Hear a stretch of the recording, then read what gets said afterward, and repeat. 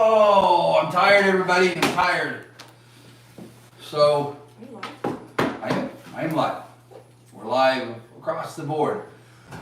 So, guys, this is Jonathan here. Jonathan's here with us in Washington, D.C. Guys, we finished the term. Done. 28,000 miles we've done last 40 days. And it's been, once again, an incredible journey, but all good things must come to an end. So we wanted to give a little update on where we're at. And Jonathan's never met me. So we're going to sit here, we're going to have a conversation about everything that I'm doing. Let him ask questions, you know, the things that he might not be clear about, I know you guys aren't clear about either. So we want to have this introduction in front of all of you because I think that it will benefit all of you. You guys have questions just like he does, and I'm here to answer those questions. So great to meet you, Jonathan. You too, Tanawah. So, guys, I'm a civil rights advocate and litigator. I'm not an attorney. And the big difference between an attorney and an advocate is that an advocate speaks on behalf of others in a legal matter. An attorney acts on behalf of others in a legal matter. Attorneys go through adjudicative law, okay? They learn about the adjudication process. So they learn all the laws that remove freedom, because that's what they're in the business of, removing freedom. They learn about ordinances, statutes, customs, and judge-made rulings, okay? I went to school for substantive law, and substantive law means the spirit or the substance of law. I didn't learn all the laws that remove freedom. I only learned the laws that preserve freedom, restore it.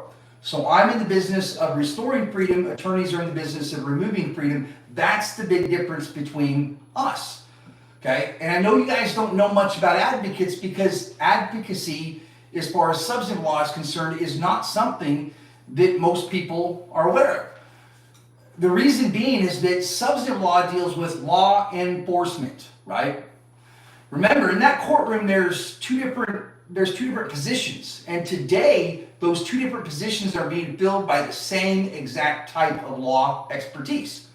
Adjudicative law. That prosecutor is an attorney and trained in adjudicative law. The judge is trained in adjudicative law. We're missing an entire technical expertise, an entire legal domain, a lawful domain, because that prosecutor believes that they're a law enforcement officer.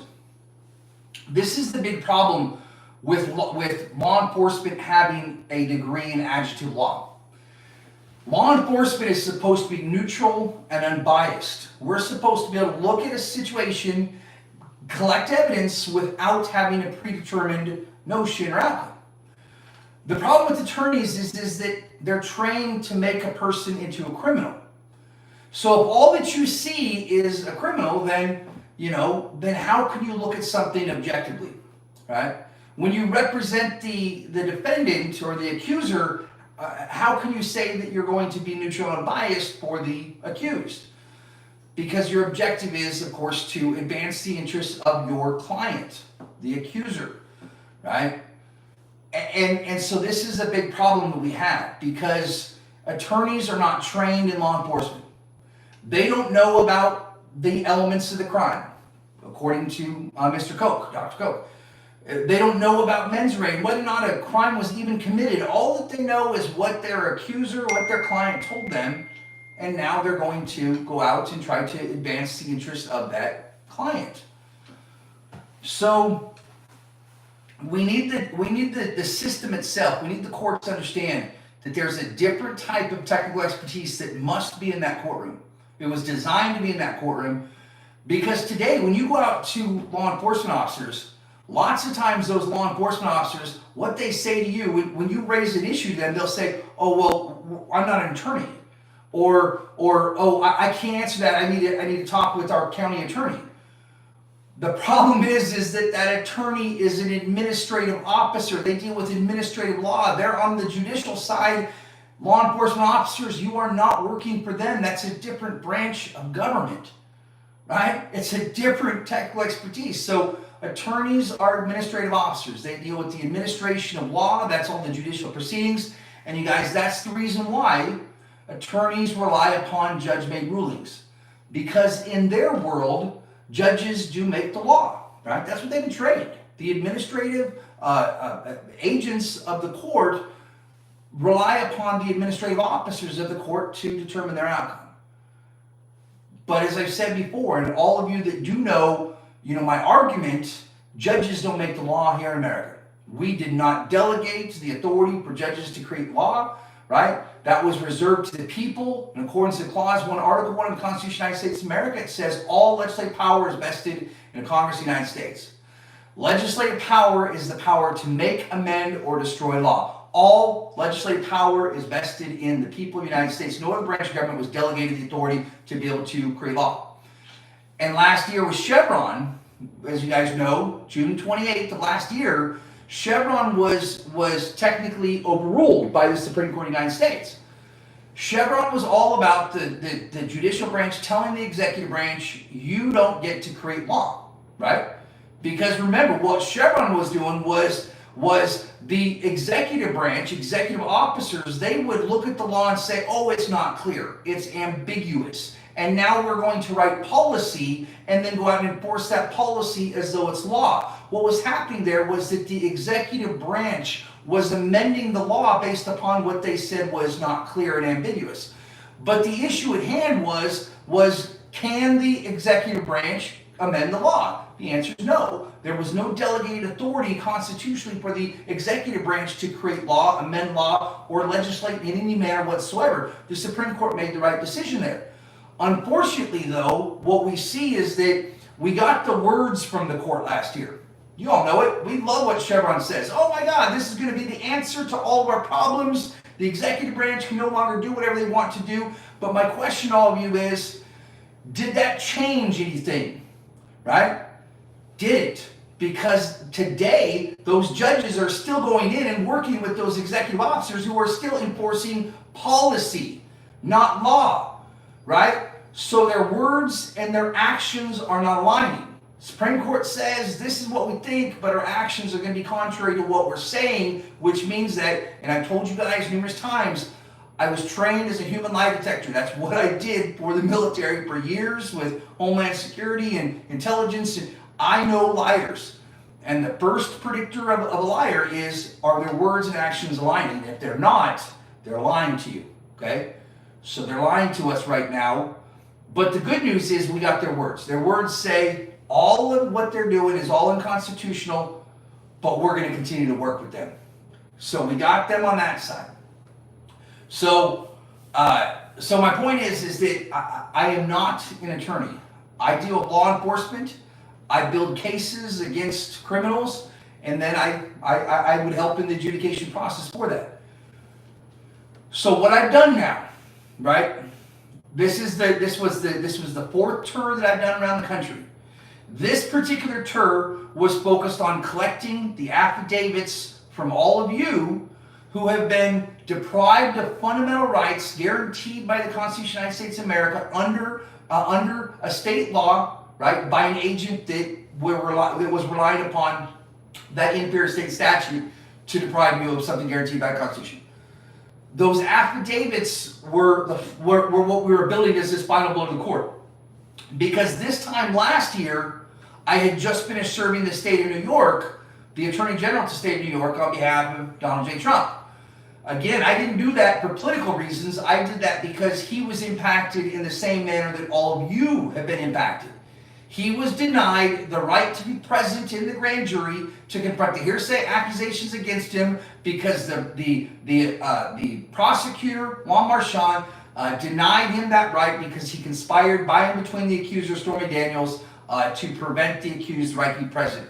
Okay, that's a crime, and we'll go into that in a moment. But I served last year, finished on June 6th, serving the Attorney General of the state of New York, right? And then I spent the next month here in Washington, D.C., waiting for Chevron to get decided. Chevron came our way, and then I turned around in July, and I went around and I served all the state Supreme Courts, highest judicial office. So I've now served all the Attorney Generals and all the Supreme Courts in 47 states. Service is done.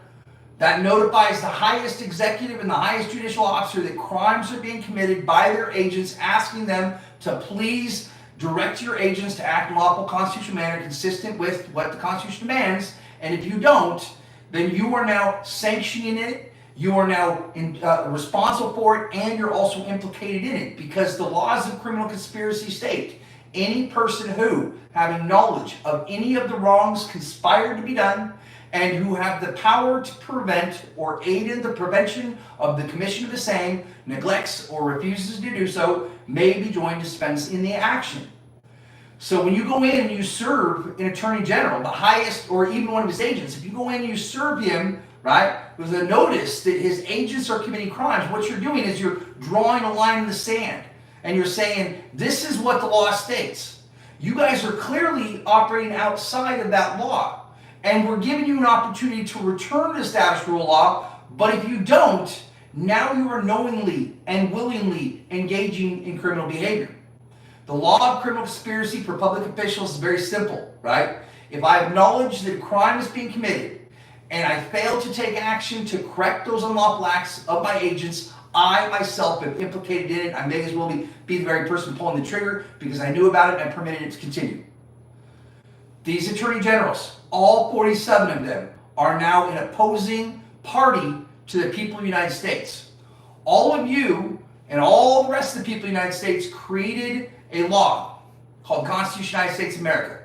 That Constitution creates obligations, right? Obligations of government. Now, those obligations can come in a couple of different ways. We delegated certain obligations to the central government, but we restricted other obligations from the states. See, the Constitution applies to every single state. There's not a state in the nation that can claim that the Constitution doesn't apply to them, because to what purpose is the Constitution? And to what reason did we reduce it to writing if those that are bound to adhere to it are able to exceed it or disregard it by their discretion? That would mean that the state laws are more powerful than the Constitution of the United States, and that's not at all what any one of us believes. So they're restricted from doing what the Constitution says that they must do. Okay? So I've gone around. We provided the service. Attorney generals, Supreme Courts, right? Highest executive officer, highest judicial officer. By them failing to take action and permitting their agents, the judges, prosecutors, law enforcement, to continue to act in a criminal manner, contrary to the enumerated obligations codified in the Constitution of the United States of America, they are all opposing party to you. Every one of them. They're all engaged in willful, knowledgeable, and blatant disregard of the Constitution of the United States of America, and we know what the punishment for that is. So now we have to go to the biggest possible. This has been an opportunity the last year to create a recusal, an automatic recusal, to where no state can oversee the disposition of this dispute. When we go to the Supreme Court of the United States and we say, hey, I'm invoking Article 3, original jurisdiction, you need to hear this case, they can't say, oh no, this dispute needs to be handled by the state of Minnesota, because Minnesota's been served. And they've chosen not to do anything about it, right? They can't say go to New Mexico because New Mexico's been served. They can't say, Attorney General, come and represent the people on this case, because Attorney General, you're opposing party to this case because you failed to enforce the laws of the people, right? Not one judge in any one of these states can oversee this dispute. Not one attorney can come in and represent the people because they're all opposing party to the people. So someone has to step in now and handle the prosecution of this case. And that is what I've been building. I'm educated in prosecution. I'm educated in law enforcement. I have a master's in forensics, a master's in substantive law, master's in information security. I went to school right here, right down the road at George Washington University. Guys, I know the building of cases, and that's what I'm prepared to do now. So I have over 500 million criminal affidavits now from all of you, from all across the country. These affidavits identify a crime that's been committed. And what is that crime?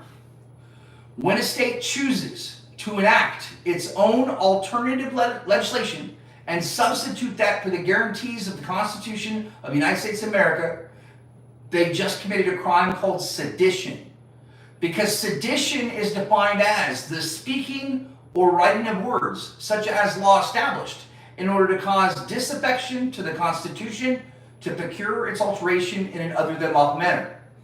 There's one way to change the Constitution, and that way can be found within the special amending procedure of Article 5. Any other way is an act of sedition done by traitors to the nation. Okay? It's as simple as that. You may not alter the Constitution of the United States in an other than lawful manner, because if you do, you've committed sedition, which leads to treason. Okay? But when this does happen, such as the state of Washington, who's the primary respondent in our litigation, when they do this, and then they direct their agents, the prosecuting attorney, to rely upon that inferior state law that permits them to violate the Constitution of the United States, that agent now has committed a crime. First off, no state can create a law that directs someone to break the law. That would make that law unconstitutional. It's called an emulament violation. You can never create a law that directs someone to break the law. Nor can you pay someone to break the law. That's also emulament violation. If you hire someone and you tell them to rely upon a law that's unconstitutional, remember, you guys, Norton versus Shelby County, United States Supreme Court. Any law that's unconstitutional is not unconstitutional from the moment it deems such, but rather from the moment it was created, as though it never existed at all. It is as enforceable as though it never even existed. So if the state of Washington created a law that says we're not going to do a grand jury, and Clause 1 of Amendment 5 to the Constitution of the United States of America says you must do an indictment by a grand jury, then guess what? That law doesn't even exist. It doesn't even exist. And now you have prosecutors that are relying upon something that doesn't exist to go out and have people arrested, right? Which means that the arrest doesn't exist, right? More importantly, if the state created a law that directs their courts to disobey the law, that court no longer has jurisdiction, which means that the agent themselves doesn't exist. Come back to that in a moment when we get to the affidavits. But when an agent, the prosecuting attorney, when they choose to rely upon an inferior state statute that permits them to abridge their obligations and break the law, that agent has now committed the crime of deprivation of rights under color of law. Title 18, subsection 242. What 242 says is any person who, under the color of any state statute, ordinance, custom, or regulation, deprives any person of any right secured by the Constitution, commits that crime. Now, this is a per se crime, which means that we don't have to prove that they intended to break the law. All we have to do is show that they had an obligation, right? That the Constitution created something that they had to do or forbear from doing, and they didn't do it. And in doing so, once we show that the obligation existed, all elements of crime have been met, because their willfulness and their knowledge derives from the promise that they make. When you take an oath and you say that you will do what the Constitution of the United States says that you will do, and you fail to do it, that is a per se crime. And you have already implicitly invited punishment in the form of perjury should you fail to fulfill your promise. Public officials have a much lower burden of proof than the people of the United States. Right? Prosecutors are supposed to find us guilty beyond a reasonable doubt. But that's not what's happened, right? But public officials do not have the same burden of proof. Their burden of proof is preponderance of the evidence. They have a much lower burden of proof. Because all we have to do is show that they had an obligation to do something or forbear from doing something, and they failed to fulfill that obligation. And then they've already implicitly invited punishment in the form of perjury should they fail to fulfill that promise. And remember, perjury is a violation of public trust. So once we can show that they had an obligation, they're already guilty of perjury. They're already there. And you cannot fill public office when you committed perjury. So when a prosecuting attorney does do this, right? And then let's step back. So the issue is Amendment 5, Clause 1 of Amendment 5. Amendment 5 is part of the Bill of Rights. The Bill of Rights is the first 10 amendments, okay? And Clause 1 of Amendment 5, no one is arguing that it's part of the Constitution. It was adopted and ratified by the people on December 15th, 1791. In all intents and purposes, no one's denying that or arguing about that. So it's part of the Constitution. And because it's part of the Constitution, it's an obligation to all these public officials. Clause 1 of Amendment 5 says, no person shall be held to answer for a capital or otherwise infamous crime unless on presentment or indictment of a grand jury. Okay? That's clear. You got to have an indictment by a grand jury before arresting someone, holding them over for a capital or an infamous crime. Capital crime is any crime punishable by a death. Infamous crime is defined by Title 18, subsection 4083 as any crime punishable by more than 1 year imprisonment in a penitentiary. It's not the amount of time you get sentenced to, but the amount of time you can be sentenced to that triggers the infamous nature, because the Constitution says no person shall be held to answer. And the moment you're held is what determines the infamous nature. So if you get 3 months, 5 or 6 months down the road, but you could have gotten 2 years, it still is an infamous crime, requiring that indictment by a grand jury before arresting you and holding you over for that crime, for that offense. Okay? Now, State of Washington, who was our primary respondent in this litigation, the inferior Constitution of the State of Washington, Article 1, Section 26 says, no grand jury shall be drawn or summoned in any county. Again, no grand jury shall be drawn or summoned in any county. So now we have a state constitutional provision that functions directly to the contrary of the Constitution of the United States of America, and now we've got a supremacy issue. Okay? State of Washington has never convicted anyone legally and lawfully consistent with the procedures and processes codified in the Constitution of the United States, and it's not the only state that does it. State of Connecticut decided that they were going to remove the grand jury from their Constitution in 1984.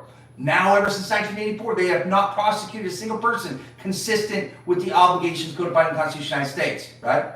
They're not the only ones either. Pennsylvania as well. North Dakota, South Dakota, Oklahoma, Georgia, Michigan. These are states that are acting direct, willful defiance of the procedures and process codified in the Constitution of the United States. And as a result, right now, today, as of this moment, there are more than 700,000 people currently imprisoned on direct, facial constitutional violations, means the state did not follow the proper rules in the adjudication of crime, and therefore their convictions are void, wholly without force or effect. There is nothing keeping any one of these brothers and sisters in that institution except for a bunch of goons and guards with guns.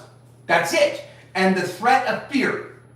Because there's no lawful judgment that exists, because that judgment is void under Civil Rule 60b-4 as a result of what the state did not do in the adjudication of crime that they're required by the Constitution Act to do. Okay?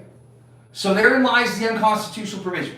State of Washington has it. Oklahoma is another example. Oklahoma's Article 2, Section 18. What it says the prosecuting attorney can charge by information or indictment by their discretion.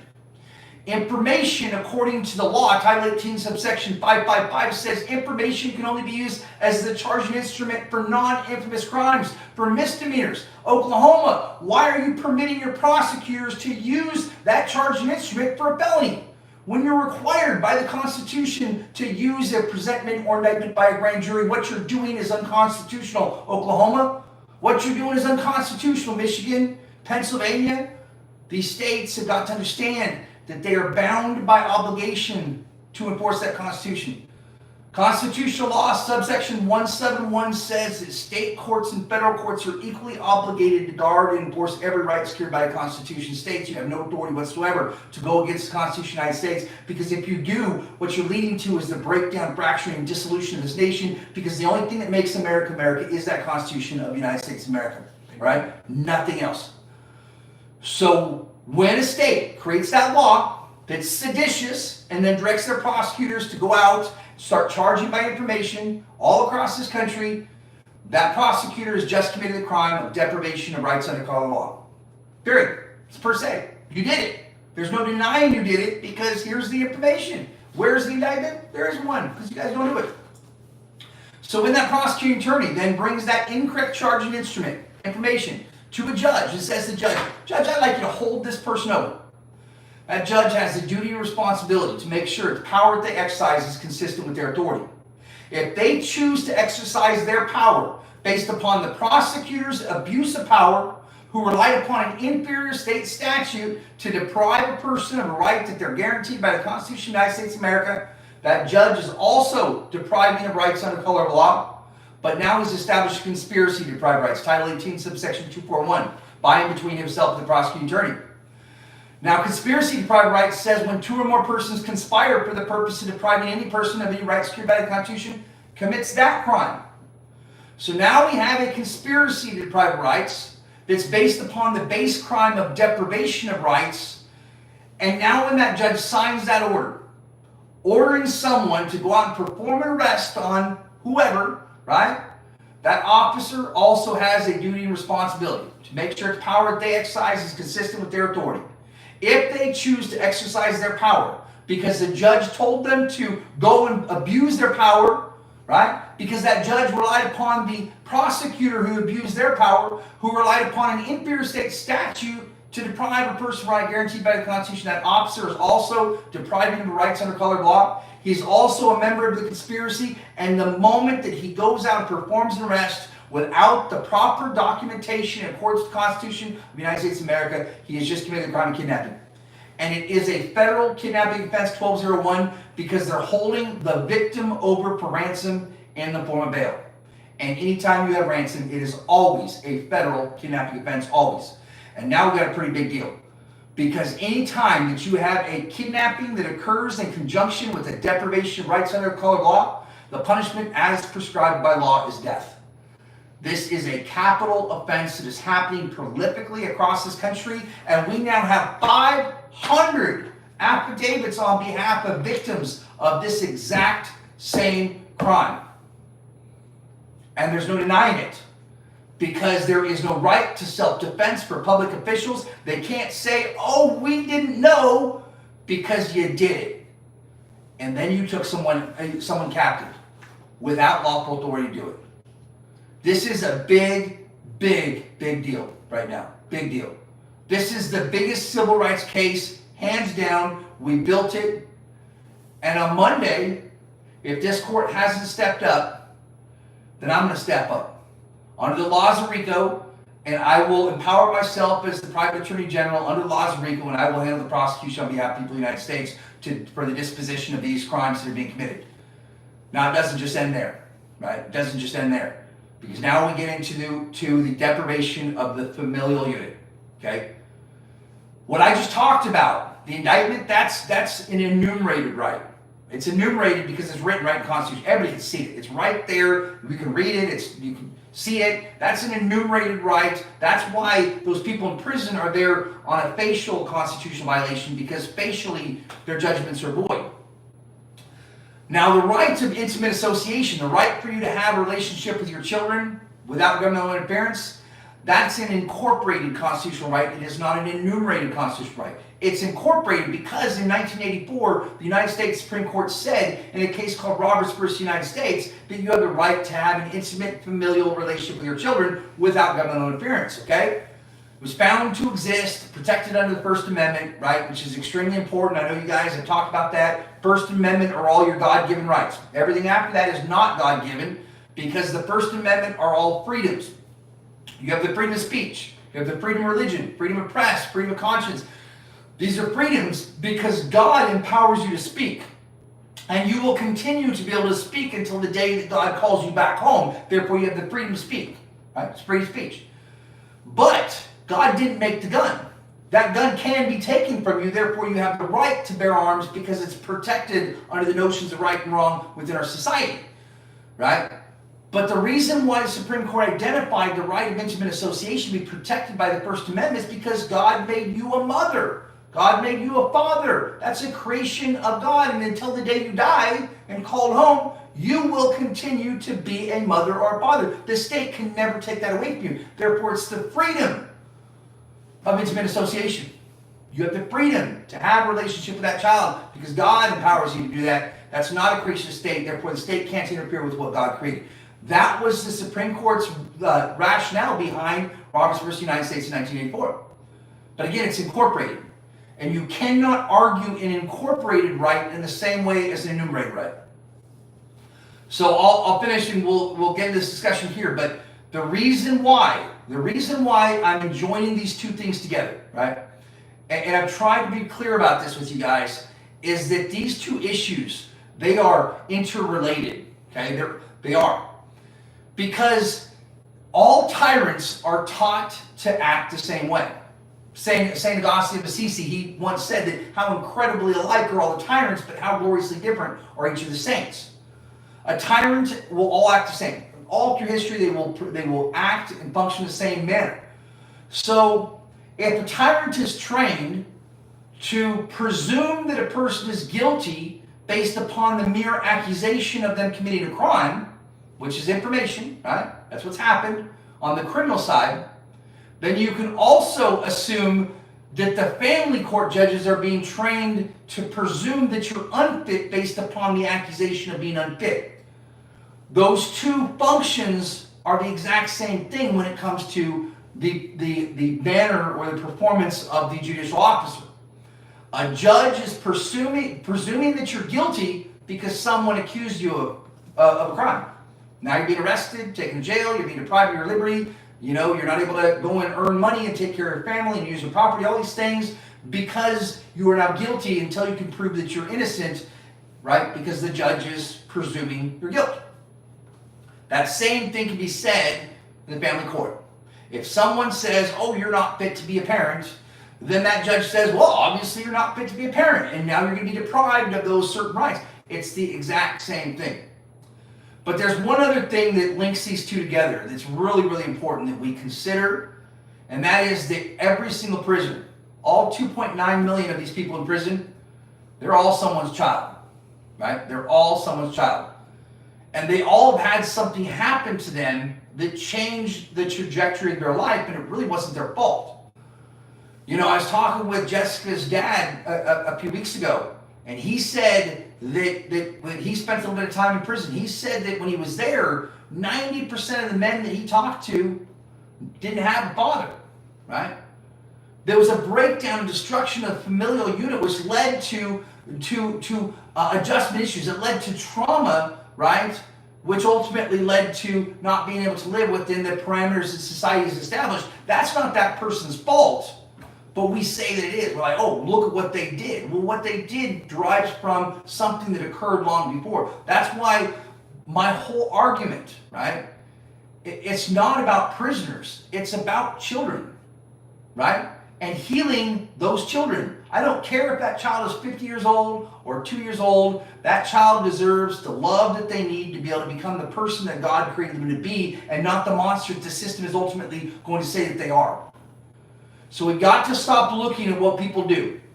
Because when we look at what they do, all we see is a monster that needs to pay for things they've done. And that creates this vengeance-based system that we have in place today. But when we look at what was done to them, long before that crime, as a child, as a husband, as a mother, then we see that something tragic happened to them that changed the trajectory of their life. And now we want to help them. Now we want to heal them. And now we can understand the reason why they've done the things they've done. We can continue to buy into this notion that monster needs to pay for things they've done, or we can say, no, I want to heal that person so that the monster doesn't exist anymore.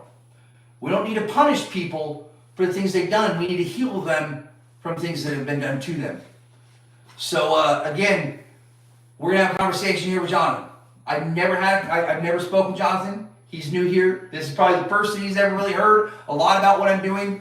But I want you guys to hear about hear this conversation, because I do this a lot, and then I always regret not having that conversation because there's so much great information that comes out. I'd like you guys to benefit from it. So, thank you, brother. Me too, bro. Go ahead. All right. Well, you said a lot there. A lot of very powerful things, And it sounds like one of the things you're getting at, you really want to overturn the ability for the courts to create law. So that sounds like you're trying to go all the way back and maybe overturn Marbury v. Madison. Yeah. So the ability to make law is a English bar thing, right? So in England, right, we all talk about the British accreditation registry, right? The bar, right? But I think that most people don't understand how the bar has came in and infiltrated American legal philosophy. Reason why is because in England, the king creates the law, right? He's sovereign, he's the monarch. The monarch he creates the law. All law comes from him. So in England, what the king did is he delegated his authority for his agents to speak the law. In England, judges do create law. That is an English judicial philosophy. That's an English common law philosophy, right? But not here in America. Here in America, we didn't want judges making the law because our founders and forefathers knew the dangers of judges having that kind of power, which is why Clause 1 of Article 1 says, the very, very first provision in the whole Constitution says, all legislative power is vested in a Congress of the United States consisting of a Senate and a House of Representatives. All legislative power. That's all power to make, create, amend laws.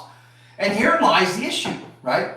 Because if we want the Constitution of the United States of America to go back to the foundation, right? If we want to have a predictable future based upon a formal set of laws and principles that we can all read and understand and predict our life because the systems adhere to, to that law, two things had to happen. First off, executive branch, you don't make law, right? That's the first one. Get rid of all that. All the policy that you said was law, get rid of it. The second thing is judicial branch, you don't make law either. Get rid of all your rulings, put the Constitution back to the foundation, and let's live in a predictable environment. But here's the thing. So there's three branches of government, and it's so important you guys understand this concept. Three branches of government.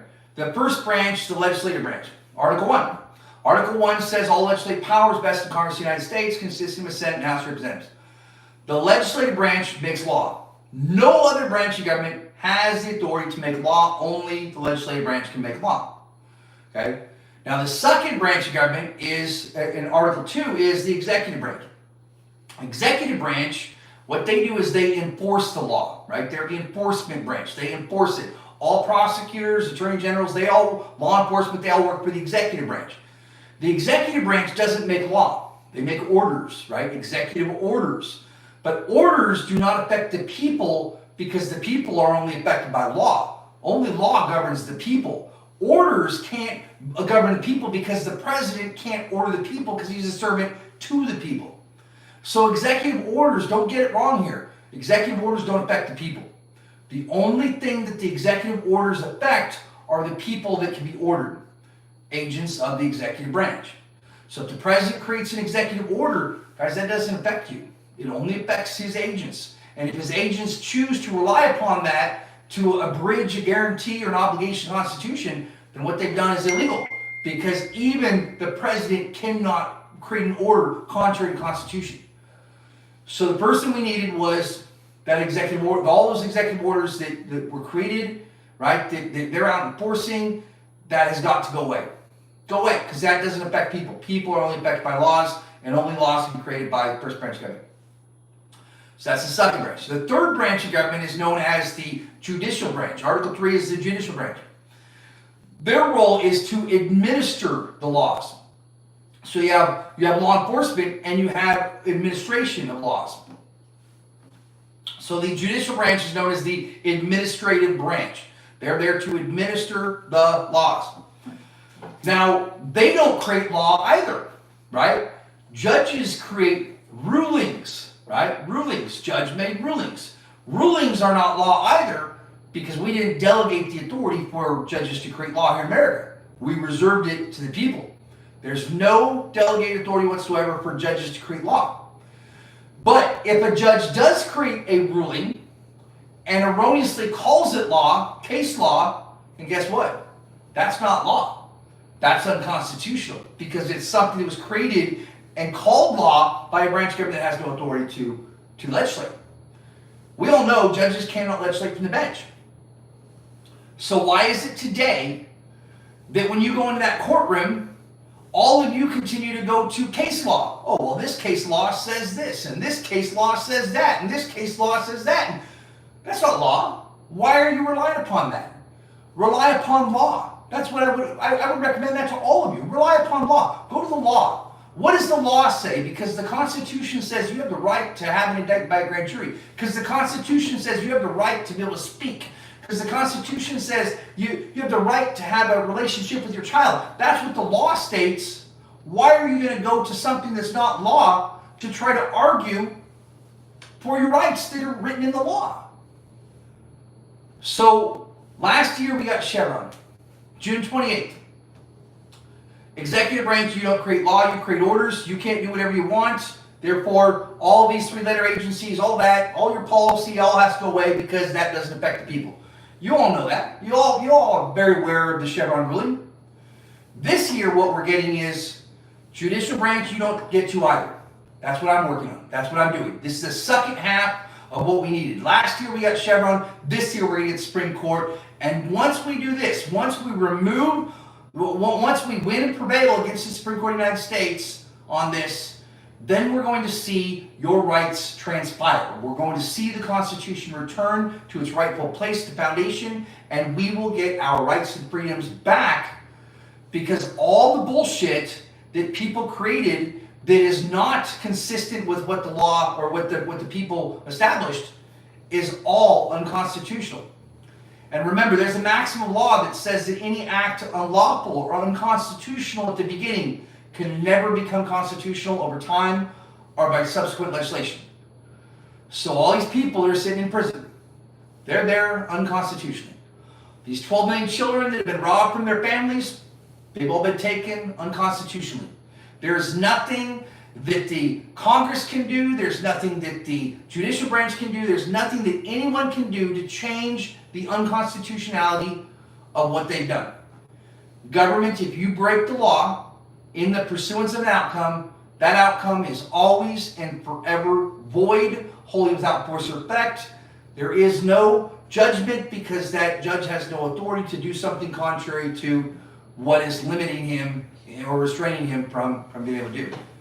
So, like, if you guys were to read Justice Gorsuch, United States Supreme Court Justice Gorsuch, Neil Gorsuch, if you were to read his book, Overruled, from last year, and also he produced a judicial notice on November 11th of 2023 that went out to every single federal judge across the whole country. And what he said, and this is telling, listen to what I say here. Right? This memo is widely available, guys. You guys can go out and find it. It was written 3 months after I submitted this writ to the United States Supreme Court on your behalf. What he said is, he said, most of the people in prison here in America are there illegally and unconstitutionally because the courts are proceeding under administrative law and not common law. He went on to say that most of the children that are being taken from their families is being done illegally and unconstitutionally because the courts are proceeding under administrative law and not common law. And he even added a third part that said that most of the property that's being deprived of people in the United States is being done illegally and unconstitutionally because the courts are proceeding under administrative law and not common law. Let me ask you something. Yeah. When you say common law, I always understood that the common law was what the higher courts had ordered the lower courts to interpret, how the lower courts to interpret the law. So when the appellate court or the Supreme Court puts out a ruling on a case, that would be what's considered the common law because that's how the law is commonly understood. That's again an English doctrine. That's an English judicial philosophy. So you're right. In England, the judges do speak the law, and they create English common law, right? And the common law is what dictates the future of the law, right? They make the law evolve based upon their rulings. But the problem is once again, that's not what we created here in America, okay? So there's basically two different political philosophies that exist. Well, two opposing. There's lots of political philosophies, but here in America, there's two. So we live in what's known as a government of laws doctrine. And a government of laws doctrine is constitutionally based. Constitution's bottom. And it's built upon the theory that in order for laws to be legitimate, they must be considered just and equal. This is the egalitarianism approach, which our Constitution is framed upon. But in order for all men to be equal, government laws must treat them equal. This is the way that our system is designed to work. It's based upon a fixed set of laws or principles in which the courts and people adhere to, and which every person is accustomed to. Okay? Now, the opposite of government of laws doctrine is what's called legal realism, which is very much alive and at work here in America, and it's destroying our system of government. Now, legal realism is the belief that law is not based upon a formal set of laws or principles, but instead upon judicial decisions that derive from their own social, political, or public policy. This is not constitutionally based, as it does not permit the fair and equal treatment of people. So, we know that we're living in a world known as legal realism because when you walk into that courtroom and you say to that judge, Judge, my rights have been violated, where does he go to determine whether or not your rights have been violated? Does he go to the Constitution of the United States of America, the object of which his fidelity is bound because of his oath or affirmation they took? Or does he go to the flawed decision of the man that came before him? Or the flawed decision of the man that came before him? They're using case law to determine your constitutional rights, which means that judges are able to alter, amend, or destroy the law based upon their own social, political, or public policy. That means that judges are making the law and not the people of the United States, and that's contrary to what the people of the United States believe or created or delegated. So that's kind of like what they did in the slaughterhouse case when they eviscerated the Ninth Amendment, and now we don't have anything that's an unenumerated right until the court says that we have it. Yeah, so the slaughterhouse case is a great example. This is the period of time known as at the height of legal realism here in America. So that was the Waite Court, Chief Justice Waite. Chief Justice Waite was a traitor. He was an absolute traitor. Horrible American. I have nothing good to say about the man or his court. Because during the period of time of his tenure in his court, between the period of time, I believe between 1878 and 1910, there was only one justice that served on that court that whole period of time that ever sided on behalf of minorities, criminals, or women. Every other justice during that period of time sided against the people and for business and government every single time. In this case, the slaughterhouse case is a great example. Right? Immediately after that was the civil rights case. Immediately after that was Santa Clara County versus Southern Pacific Railroad. I'll explain what these are in just a moment. Immediately after that was Hurtado versus California. Right? Immediately after that was Hans versus Louisiana. So this was a series of major Supreme Court rulings that were terrible rulings, terrible rulings that we're still dealing with, such as Plessy versus Ferguson. Plessy versus Ferguson was the government-sanctioned and permitted separate but equal facilities. It was segregation. The government said, "Oh, it's okay that we allow white people to use this drinking fountain, but black people to use that one. It's okay. Government's not, In hindsight, we can look back at that now today and we can say that was a terrible ruling, right? But at the time, nobody understood that it was bad because they believed in that court and they believed in the things it was saying. But we know now in hindsight that was wrong. But that was just one of a series of terrible rulings that were created in order to undermine the Constitution of the United States and advance the slavery institution. Okay? Chief Justice Waite, he made statements such as, to make a white man eat dinner with a black man would be a whole other kind of slavery. Right? He made the statement that the 14th Amendment may be on the books forever, but we intend to make it a dead letter. Right? I mean, just prior to that with Dred Scott, we had them say that black people are not people, right? They're not people. Why? Because they didn't want to make a decision, because if they did, they would have to set these people free, and they wanted to keep them in a state of oppression and enslavement. This is the truth and the reality of this system and this institution that we've got to just understand. Now, the slaughterhouse case is another great example. Another one was Cruikshank versus the United States. In this case of Cruikshank, there were some black men that were trying to protect their right to be able to vote, right, in a southern state. They were trying to protect the right to be able to vote. So they were protecting the courthouse and allowing their people to come in and vote when they had an absolute right to be able to vote, preserved by the Constitution, and again, preserved and protected by the 15th Amendment now, which was recently enacted and ratified on their behalf. But the townspeople there, they didn't like it. Right? And so they came in and they literally murdered all of these black men, and then the state refused to prosecute them. Said, "Oh, there's no crime here." So the federal government stepped up and said, "You know what? We're going to prosecute them for the deprivation of rights under colored law, because that person had a right to live and this white person denied him that right by killing him." Right? So the federal government took control of this case. And then the Supreme Court decided to come in and interfere with the federal government being able to prosecute because the state was refusing to. Right? Federal government was saying, no, those men had the right to live, and Cruikshank clearly deprived them of their right to live by killing them, right? And as a result, the Supreme Court said, oh, no, you're not going to get involved in that, because what they said is that the federal government has no power to be able to step in when a state fails to fulfill or preserve the rights of the people. That's a terrible ruling, but that's a ruling that we're still living with today. Another terrible ruling, and again, some of these rulings are intended to preserve the slavery institution. You've got to look at the history of it.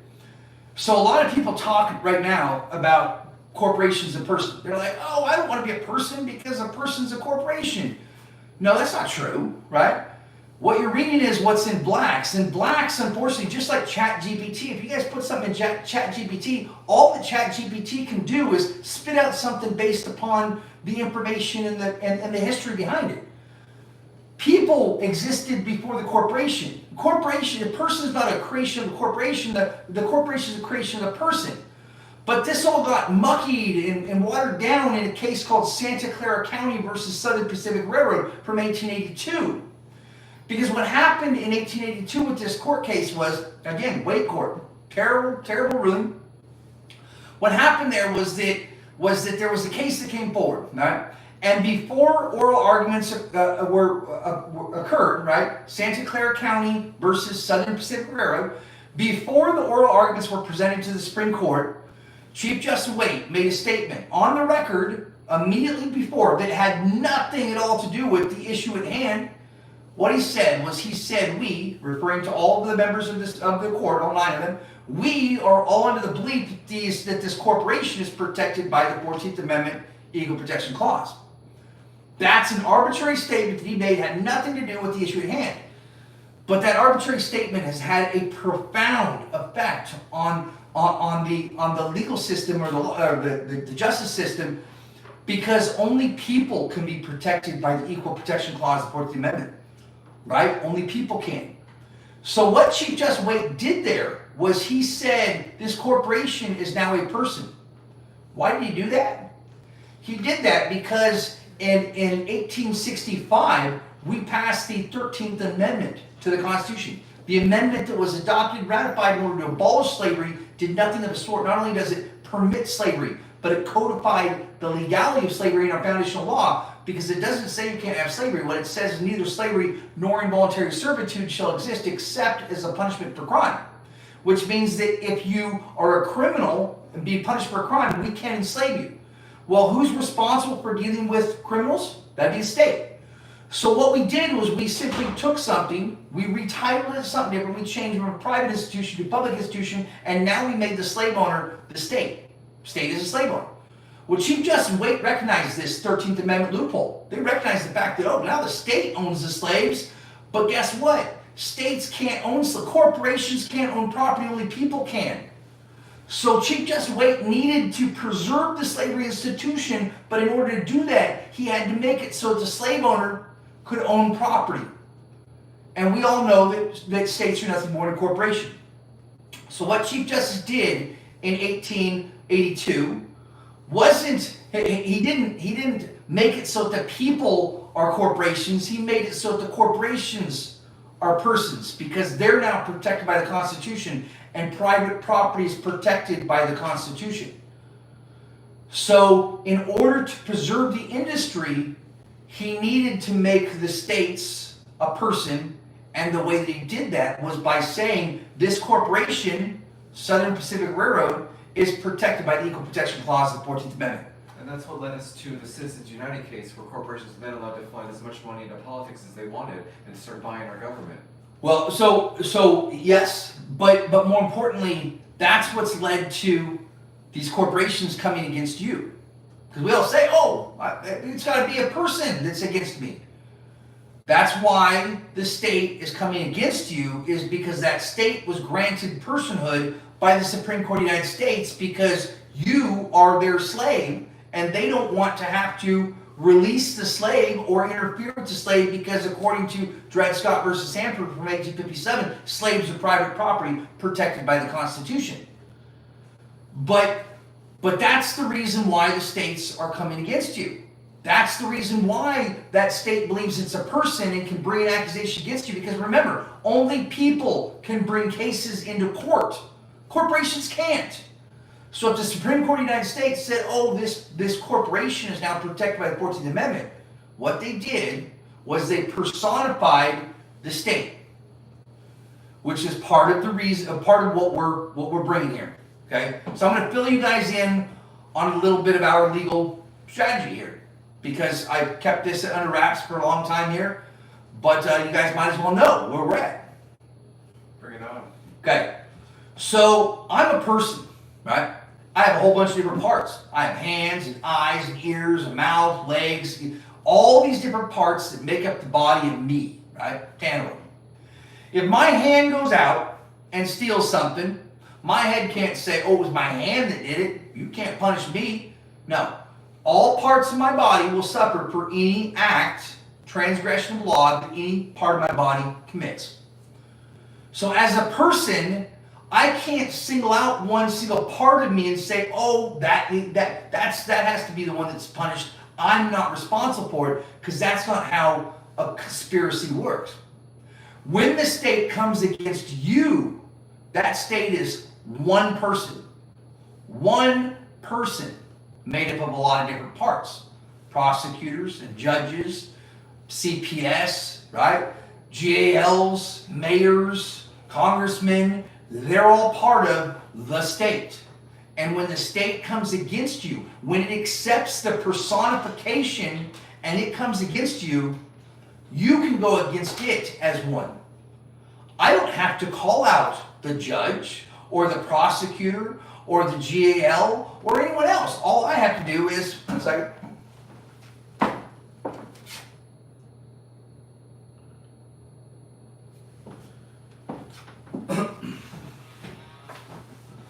I don't have to go out and call out anyone else. All I have to do is call out the person, the state. Because that state is one body. But the beautiful thing about this is that I don't have to show that anyone else committed a crime but one. I only have to show one crime from any one of its agents, and in the same as my hand, guess what? They all have to suffer for one crime committed by any one of their agents. Herein lies the concept of criminal conspiracy. Right? If one part of the body of men that make up the state commits a crime, all parts of the body of men that make up the state must be punished for that crime. So that could be kind of like what happened in the Nuremberg trials, right? And all the people that were helping with that going on with the Nazis. Yeah, well, and it would be. So if you have knowledge that crimes are being committed and you fail to take action, public officials, you are guilty of those crimes. Which is why I keep saying that right now, the only way that you guys can get out of this that we have, especially now that you've been made aware, go and read the laws of criminal conspiracy, guys. Go read it. Because it says that there's only two ways to mitigate your culpability in a criminal conspiracy once you have been made aware. One, you must notify the authorities of the crime. Okay? Number two is you must notify your co-conspirators of your intent to no longer participate in the criminal conspiracy, but that must be done by some affirmative action. We got to see you guys do something. And if you don't, then you are still a member of the conspiracy because you knew about it and you permitted it to continue. No, they're protected, right? If they decide to blow the whistle, there's protections for people that would be a potential whistleblower and to like really help this go along. Yeah. So again, you mitigate your culpability. Like in my case, I swore an oath that I'll support and defend the Constitution of the United States against all enemies, foreign and domestic. I have to fulfill that. That's on my heart. Like that's on me. So I have a duty and responsibility to make sure that if I encounter someone warning against the Constitution, it doesn't matter if I'm the only person with an oath that stands. I have to do it. I have to. But if I don't, if I just say, oh well, you know, I'm gonna look the other way and I'm gonna do the right thing, but I'm gonna permit all these other people around me to not do the right thing. No, you're a member of it now. You're a part of it, right? You're a member of that criminal conspiracy. Yeah, complicit. Because due to your negligence, right? That's why the law says any person who, having knowledge of any of the wrongs conspired to be done and who have the power to prevent or aid in the prevention of the commission of the same, neglects or refuses to do so, may be joined as offense in the action. Government officials, you have a duty, and you can only do it, you can only mitigate your culpability one of two ways. But the good news is that if you do mitigate your culpability, right, then you're not guilty of it anymore. You guys can get out of this, but in order to get out of it, you have to do the right thing. You have to. Because what I've said numerous times is what I'm doing is I am drawing a line in the sand, right? And I'm saying this is what the law states. You guys are clearly operating outside of that law, which means that you're transgressing the law. And the definition of criminal is one that transgresses the law. So once I show you that you're operating outside of that law, you have a choice to make. You can either, one, return to the established rule of law, mitigate your culpability, and decide to do the right thing in accordance with the law, or two, you're a criminal. Right? And now it's not just negligent criminality, it is now knowing and willingly committing that criminality because I told you about it. Attorney General of Vermont, you can't get out of this because I sat with you, talking to you personally, telling you that your agents are engaged in criminal acts every single time that they improperly charge. And now, because they spent yesterday and today continuing to do business as normal, you are now knowingly and willingly permitting treason to occur, which is misprision of treason. And that comes with a very, very serious punishment. So, again, I want to just finish here. One of two ways to mitigate your culpability. One is you must notify the authorities of the crime. But I want to bring it to your attention here, right? That when it comes to the crime of deprivation of rights under color of law, the only agency that has the authority to investigate that is the FBI, right? No state has the jurisdictional authority to investigate that.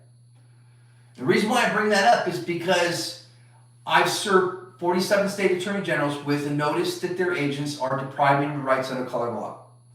So attorney generals, the only way that you could have mitigated your culpability once being made aware is you had to forward this on to the FBI and direct them to investigate, because you have to notify the authorities of their crimes, right? You did not notify the authorities of their crimes. You gotta do the puzzle. You did not notify the authorities of the crime, and as a result, you have not mitigated your culpability in it, nor can you do the second part because your job is to notify the authorities. You are not the authority. The FBI is. And not one of you have notified the FBI of this crime because the FBI has yet to respond to me and my engagement of that. Right? Will they do that? Yeah. Do you think they'll tell you?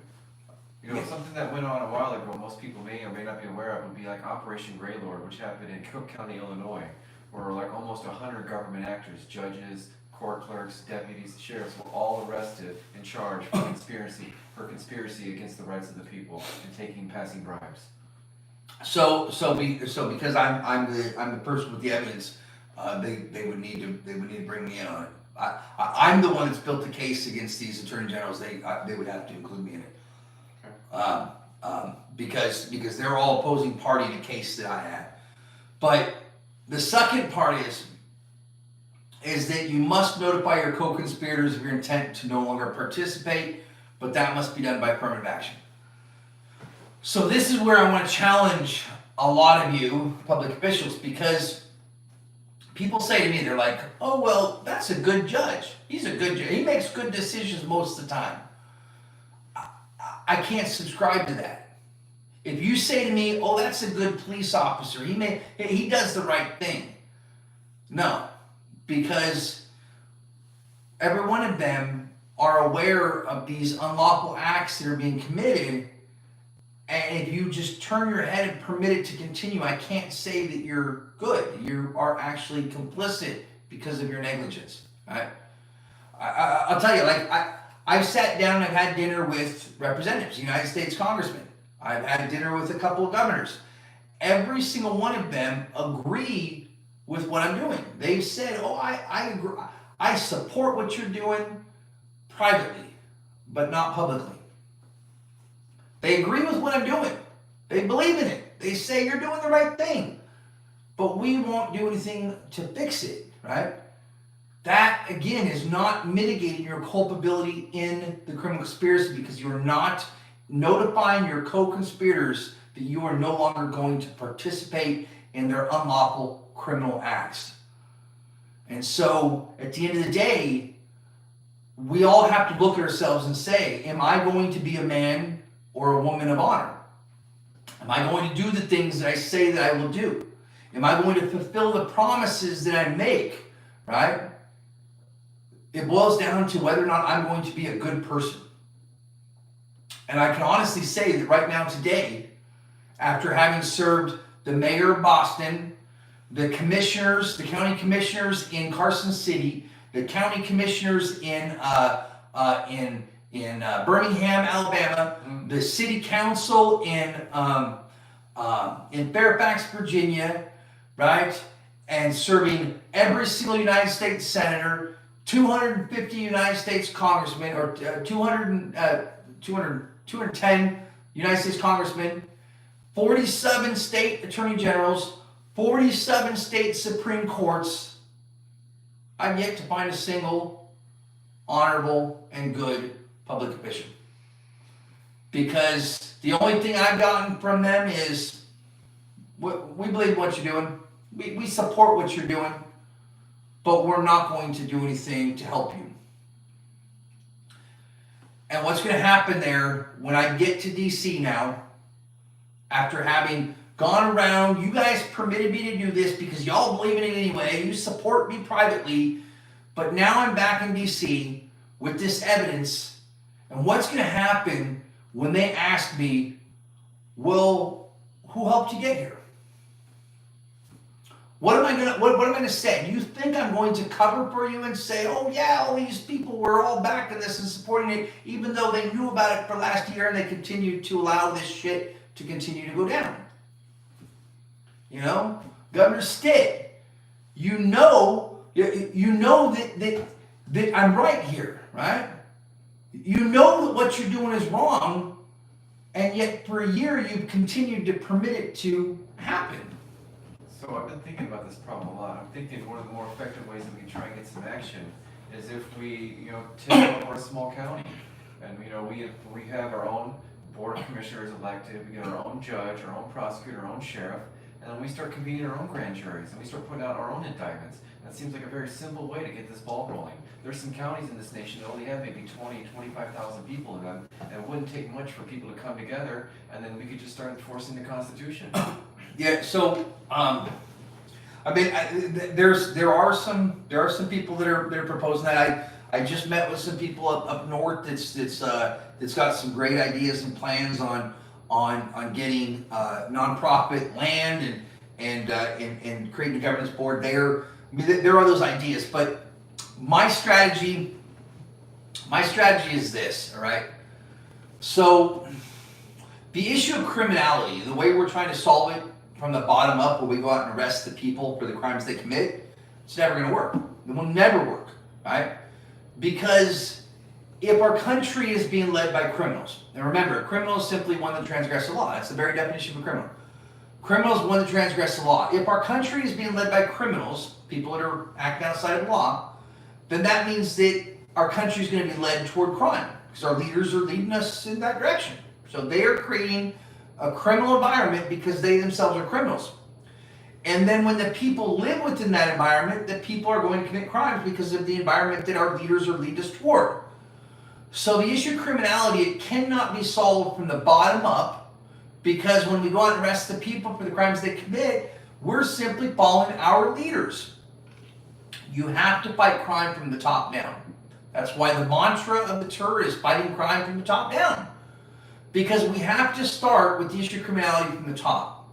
We must first ensure that we have leaders that are going to lead our country in a lawful direction, out of love, faith, obedience, and respect for the law and the will of the people. And until we do that, we're not heading in a good lawful direction. So I may be a fool, guys. I may be a fool, but I believe in that court, right? I believe in the incident. I believe in even the people that sit on that court. I know that today they're kind of pieces of shit, right? I know that Thomas is sold out. I know that Roberts was out in Epstein Island. I know the truth of these justices, right? But that doesn't mean that that's the way that they have to be remembered, right? We all have the opportunity to be able to correct our unlawful acts and choose to do the right thing.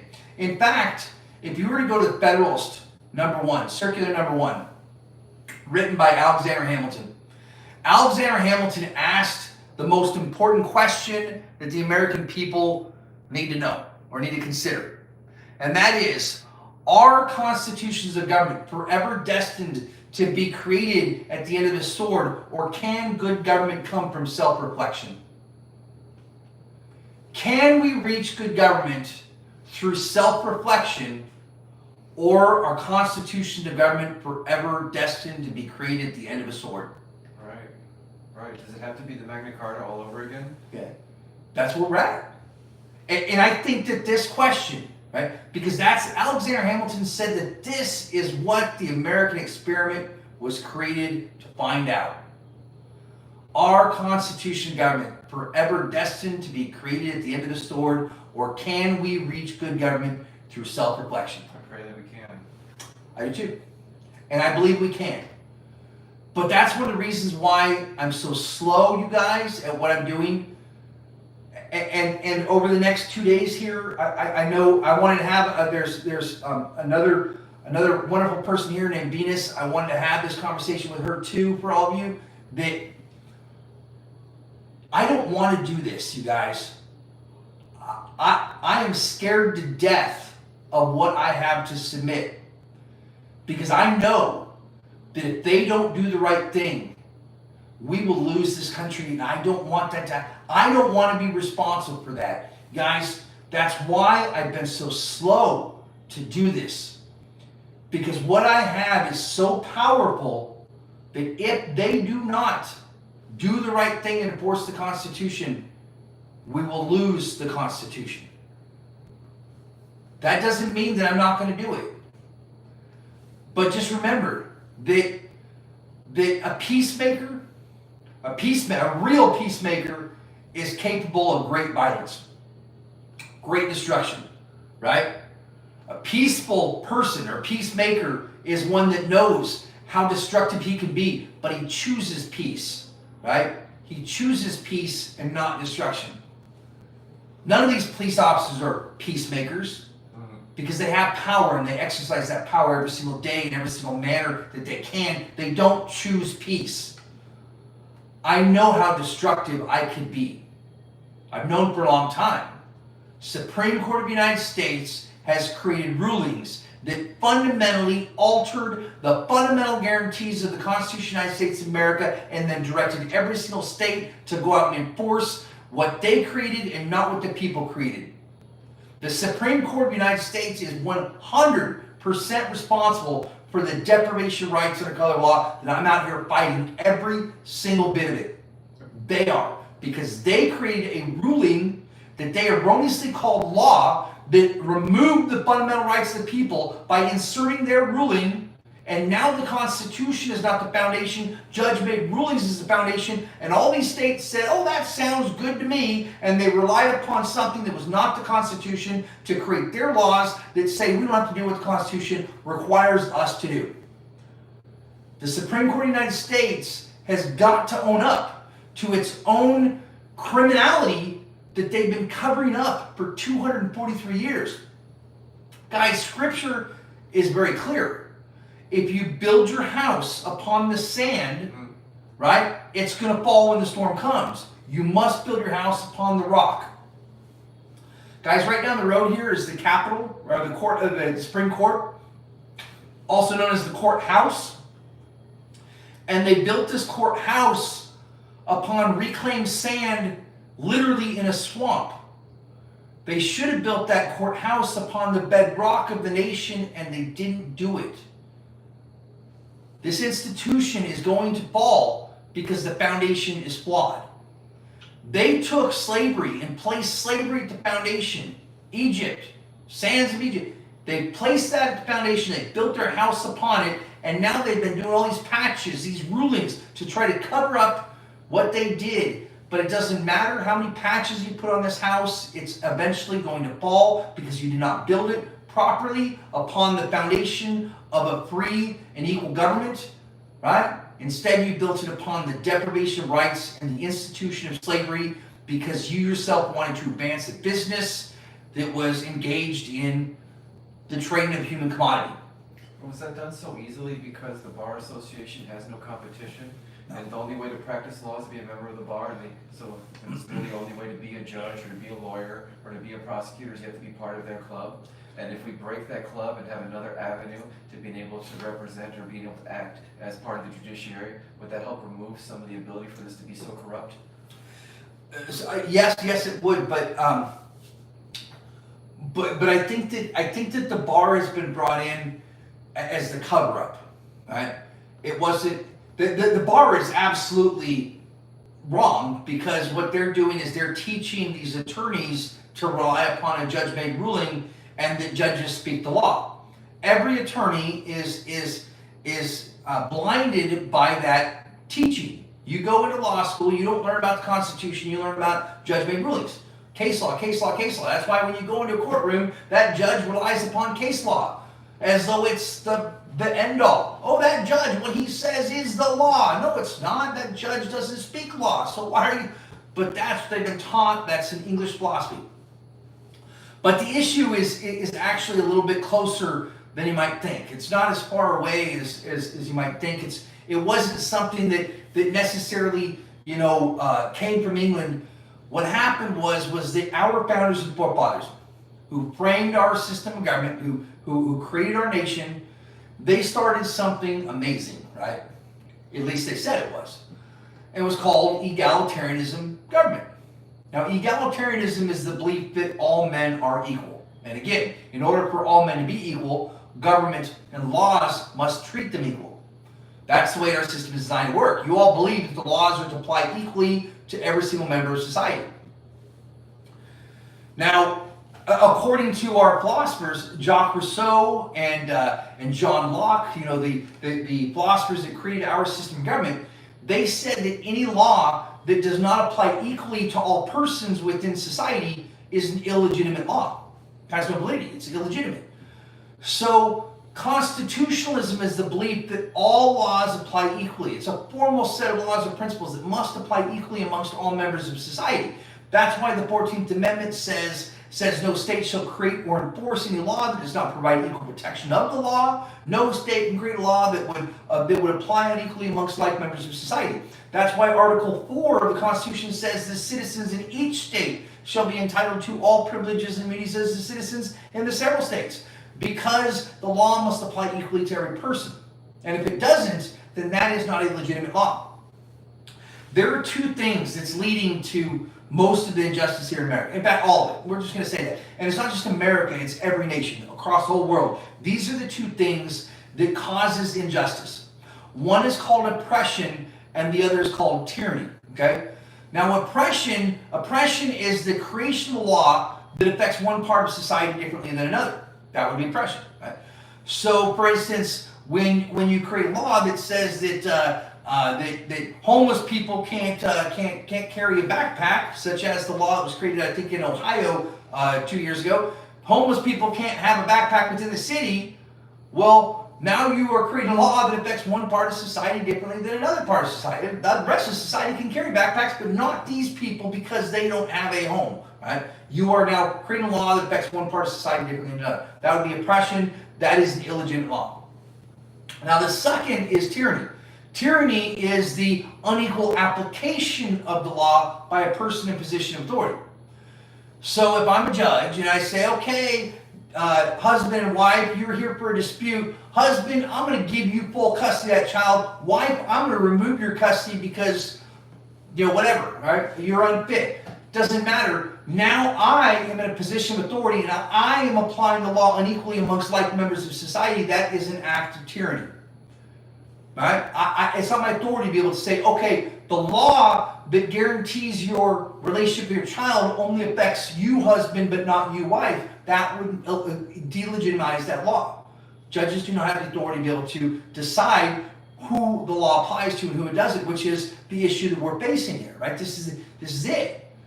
So likewise, grand jury, for instance, when they do have a grand jury and you deny the accused the right to be present to confront the hearsay accusations against them, but you permit the accuser to present them, that is applying that law unequally amongst like members of society, is it not? That grand jury is there to protect the accused from hasty or malicious charges from an overzealous prosecutor, right? When the grand jury is there for proceedings so that an accuser can come in, present their accusation, but then you deny the accused the right to be present to be able to confront that, you are now using a proceeding and applying that law unequally amongst like members of society by an act of tyranny by a person in position of authority, by denying the accused the right to be present. So most injustice occurs from those two things. And we have those two issues happening all across the country. Again, when the law is supposed to, when the right of fundamental association, the right of intimate association, your right to be able to have a relationship with your child without governmental interference, right, found to exist, protected by the First Amendment, that's all children's rights, right? That's the right to the father, that's the right to the mother. It means that you can't apply that constitutional guarantee unequally amongst like members of society. You can't do it. And yet they do it every single day. In every one of these divorce cases, they're taking away the right from one parent and providing it to the other. Right? They cannot do that. That's not the role of these judges. They are in a position of authority to administer the law, but administration law must be done equally amongst like members of society. It's not being done. Right. And likewise, when a state creates a law that says we're not going to do a grand jury, even though it's required by the other law, that becomes oppression. Because now you have a situation where the citizens residing in the state of Texas, for instance, they get an indictment by a grand jury. But citizens residing within the state of Washington do not get a grand jury.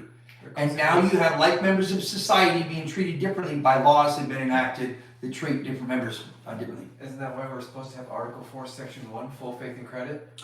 Well, full faith and credit, but where it says that, so what creates the backbone of the egalitarianism system of government is that the citizens in each state shall be entitled to all privileges and immunities as the citizens in the several states. So a privilege and immunity, I know you guys don't like those words, but I'm not going to argue or debate that, but it says privileges and immunities. So an immunity is immunity from prosecution. So a privilege is your right to be able to do it. An immunity is your right to not be prosecuted for it. So a good example would be these drug laws, right? So, for instance, in the state of Oregon, right? In Oregon, they passed a law recently, I think last year, that you can have possession of whatever drugs. I don't advocate for that. I don't condone that behavior, but nonetheless, they did. So that became an immunity, right? An immunity from prosecution. It wasn't a decriminalization. It's not a privilege you can have the drugs because it still is a violation of federal law. It's just that the state said, oh, well, we're not going to force it. So it became an immunity. So immunity is an immunity from prosecution. They decriminalize it, but then on the privileges, you have the right to do it. And that would be the big difference between the two. But nonetheless, so the citizens in each state shall be entitled to all privileges and immunities as the citizens in the several states. That is the egalitarianism backbone to the Constitution. Because if you have a privilege or an immunity in one state, you cannot be denied that privilege or immunity in any other state, because that would violate the egalitarianism system of government. What's up, doctor? Hi! Can I say hi to everybody? Yes. Hi, everybody! What are we on? We're on everything! You guys have no idea the setup that I just walked into. Hi! It's so nice to meet you in person. Where did you drive in from? Wolverine, Michigan. Hey, good to see you. Good to see you, too. Good to see you. You drove all the way from Michigan. Yeah. We're after it, you guys!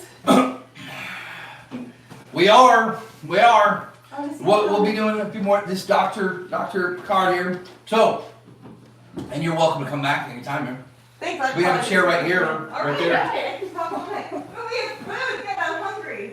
So, Yeah, help yourself. I don't know where we're at, guys. Immunity. Immunity. I think immunity is fake. Immunity is fake.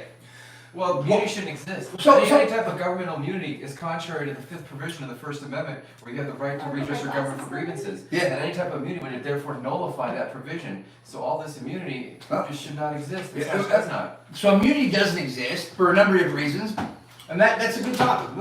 Let's hit the history of immunity real quick. First off, government can't assume rights that the people didn't delegate. If we ourselves don't have the right to be immune, we couldn't delegate the right to be immune. Government can't assume rights that the people don't have. It's the rights are inherent to the people. We didn't delegate the right to immunity. But nonetheless, so the history behind immunity is pretty interesting. Okay, you guys, you might want to write this down, because if you want to destroy sovereign immunity, here's the way you do it. We'll be doing this, but once again, this is a matter of whether or not the court is going to acknowledge their own criminality, and that's the issue at hand. So the very first case that the United States Supreme Court ever heard was in 1793. It was a case called Chisholm versus Georgia. Okay, Chisholm versus Georgia. And the case at Chisholm, what was happening was that Georgia owed Chisholm payment on bonds, and Georgia was refusing to pay those bonds. So Chisholm said, well, I'm going to sue you. He lived in South Carolina, and he was suing Georgia. Well, in a 4-1 decision, because there were 5 justices on the court at that time, this is the very first Supreme Court ever, led by Chief Justice John Jay. So in a 4-1 decision, the court said, there is no immunity. States gave up their sovereignty to join the Union and subject themselves to the supremacy of the Constitution of the United States of America. Reason why is because the definition of a sovereign state is a state complete in itself, not subject to a higher government's laws. So if you are complete and not subject to a higher government's laws, then you're sovereign. There isn't a single state in the Union that is sovereign, because they all gave up their sovereignty to subject themselves to a higher government's laws. That means they cannot be sovereign.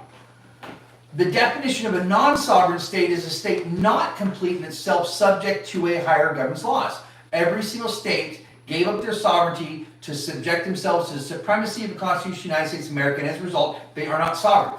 And in fact, every single state constitution, within the first article, every single one of them subjects themselves to the supremacy of the Constitution of the United States. In fact, right here is the state of North Dakota's Constitution right here, and it is Article 1, Section 3. Like I said, first article, every one of them.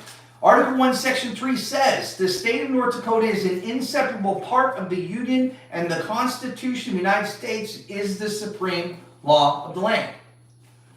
So this state constitution placed itself in subjection to the Constitution of the United States of America, which means that when there's a conflict between the two laws, the Constitution of the United States is supreme. Now, Article 1, Section 2 of the Washington State's Constitution says, Constitution of the United States is the supreme law of the land. Also Article 1, right?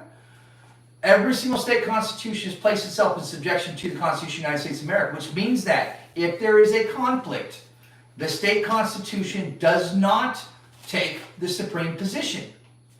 So when the state of North Dakota created a provision that says you don't got to do an indictment by a grand jury, but the Constitution of the United States of America says you do, well, when you rely upon this law that has placed itself in subjection to the Constitution of the United States of America, you have just deprived the rights under color of law.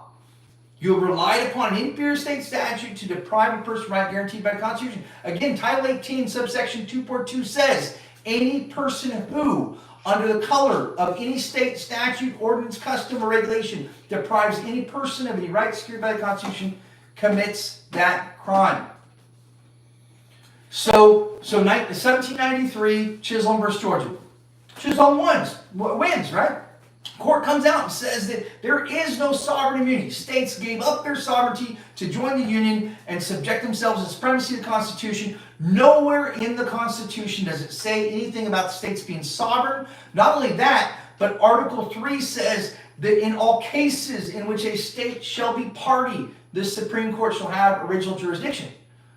If a state is named a party, the state cannot be judge in its own case, but right there indicates that the state can be a party in the cause, and it doesn't say whether it's petitioner or respondent, which is exactly what the Supreme Court said in the Chisholm order. They said the Constitution says, in all cases which a state shall be party, meaning the state can sue or be sued, right? Because it's not immune. Gave up its sovereignty. So now what happened is that 1793, Chisholm wins. Everybody's like, oh yay, Chisholm. States threw a fit. Right? Immediately. They're like, wait a second now, we would have never joined the Union if we knew we were giving up our sovereignty. This can't be. And what happened then is that we passed the 11th Amendment. Right or wrong, we passed it. All right? 1795. Now, I'm going to say that we probably should go back and revisit it, right? Because this was at a period of time when I don't think that the laws were really being made all that legitimately because But what the 11th now. yeah, but what the 11th Amendment says is it said, and read it, guys, go out and read it. 11th Amendment says that a citizen in one state cannot sue a different state. All that the 11th Amendment did was it resolved the Chisholm issue. It technically overruled Chisholm and said, oh no, states are sovereign, you can't sue a different state. But wasn't the 9th Amendment put there specifically to keep that from happening? No. Specifically? No, the reservation of rights? No, the enumeration, yeah, as the Constitution grows, right? The enumeration Constitution, so the 11th Amendment is an enumeration, right? And so people had the right to sue people from other states or other states, and so that clause was specifically to prevent the growth of the Constitution to whittle away at our rights. Well, let me just finish on this because I want to get through the sovereign immunity because this is historical. We'll come back on that one moment if we can. Yeah. Remember. Okay. So 1795, we passed the 11th Amendment, and again, right or wrong, we did it. All that it did was it resolved the Chisholm issue that said a citizen in one state can't sue a different state. That's all it said. Nowhere in that 11th Amendment does it say that you cannot sue your own state because it didn't resolve that. It only technically overruled the Chisholm order. So now you have almost 100 years of major cases. Cohen's versus Virginia, McCulloch versus Maryland, Martin versus Hunter's Lessee. These are huge, landmark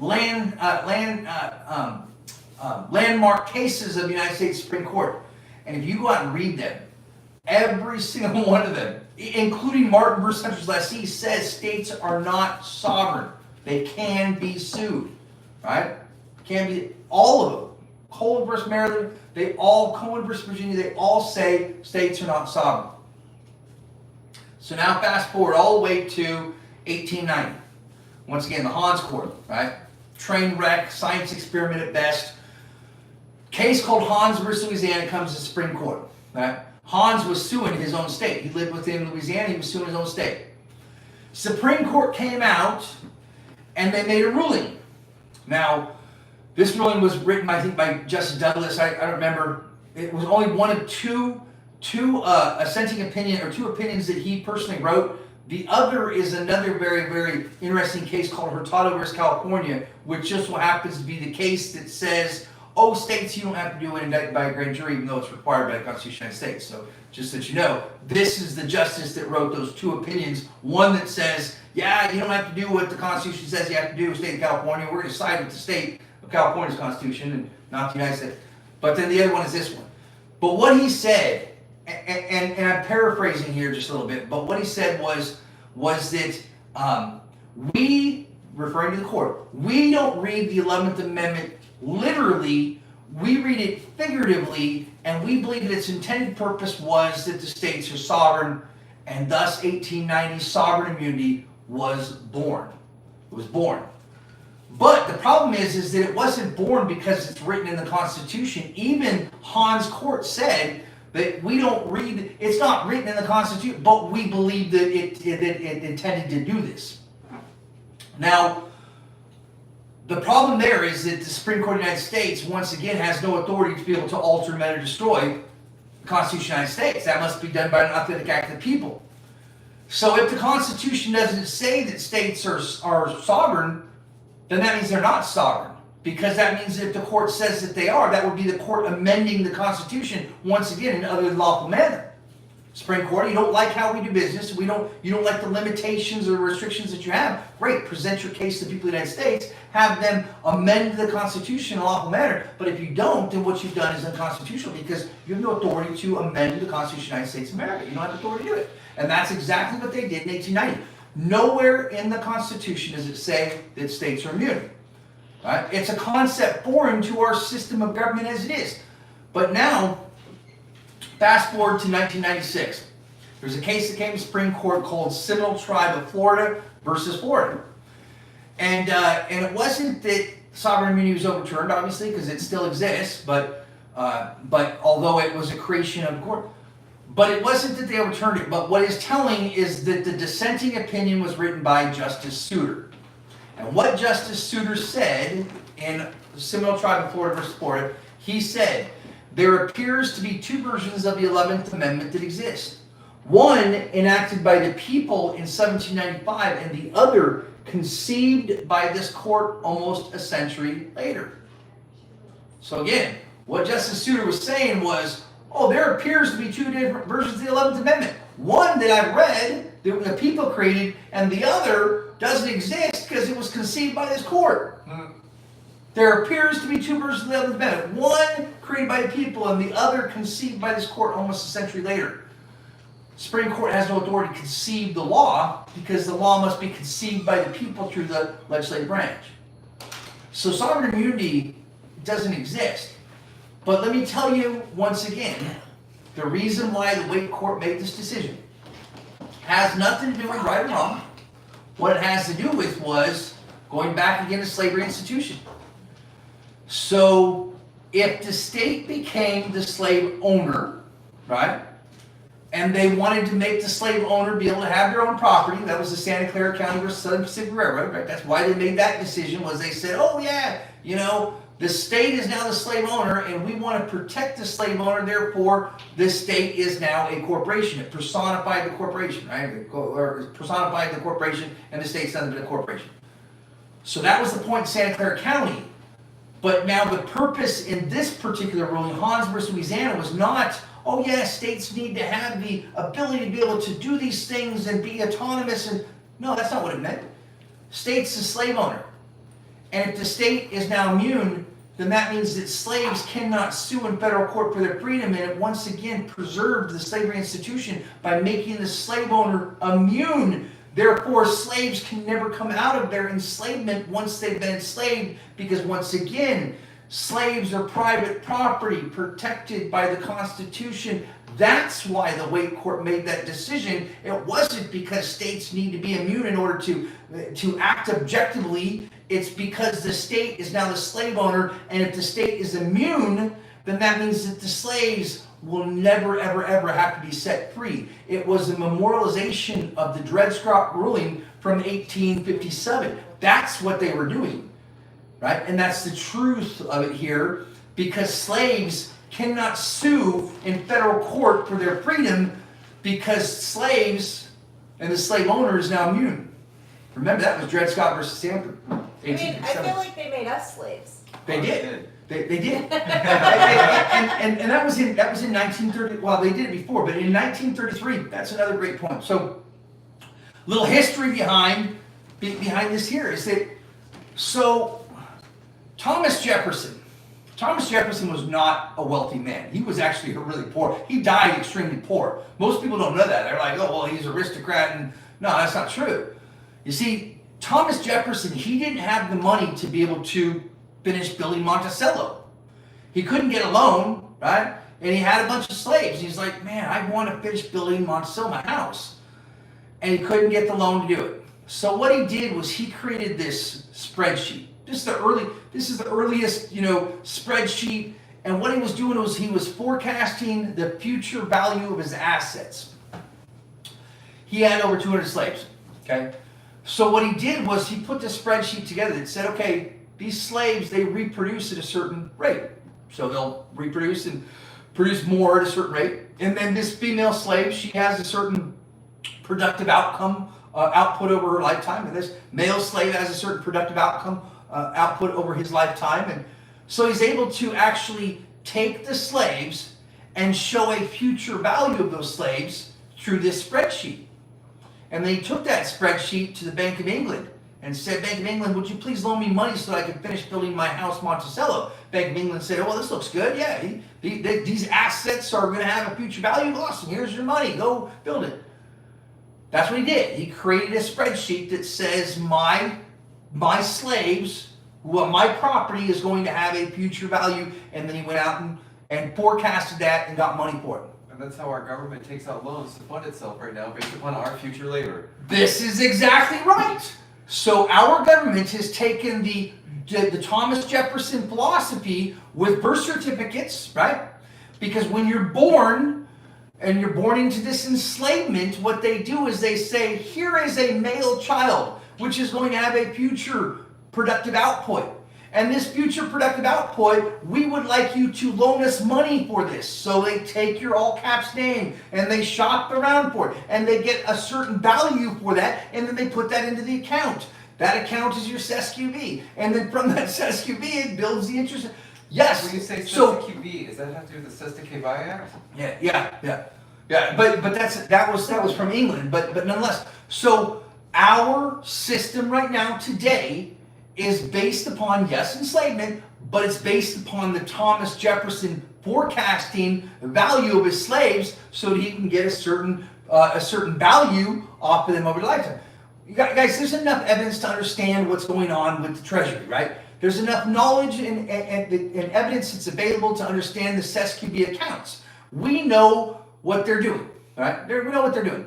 So what happens here is that in 1933, America went into bankruptcy. That's what that was the whole Jekyll Island thing, right? And all the bankers that came together. Well, if you guys have been through bankruptcy, I have. I know how bankruptcy works. But let me tell you, that too. When you go through bankruptcy, what happens first is that they must create a fiduciary agent, right? Because the creditors cannot contact the debtor.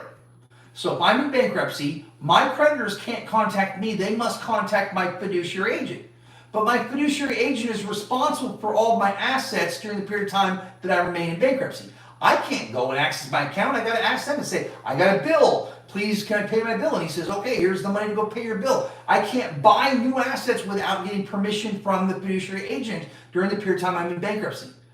America went into bankruptcy in 1933. We remain in bankruptcy today, and the fiduciary agent that that was created is known as the Fed. The Fed is the fiduciary agent. So what Jekyll Island did was the 7 biggest banks in the world said, well, you know what? Let's put America into bankruptcy so we can collateralize the people of the United States through these spreadsheets and birth certificates, all the rest. But nonetheless, so what they did was they had to make it so that the fiduciary agent is responsible for all the debt, public and private.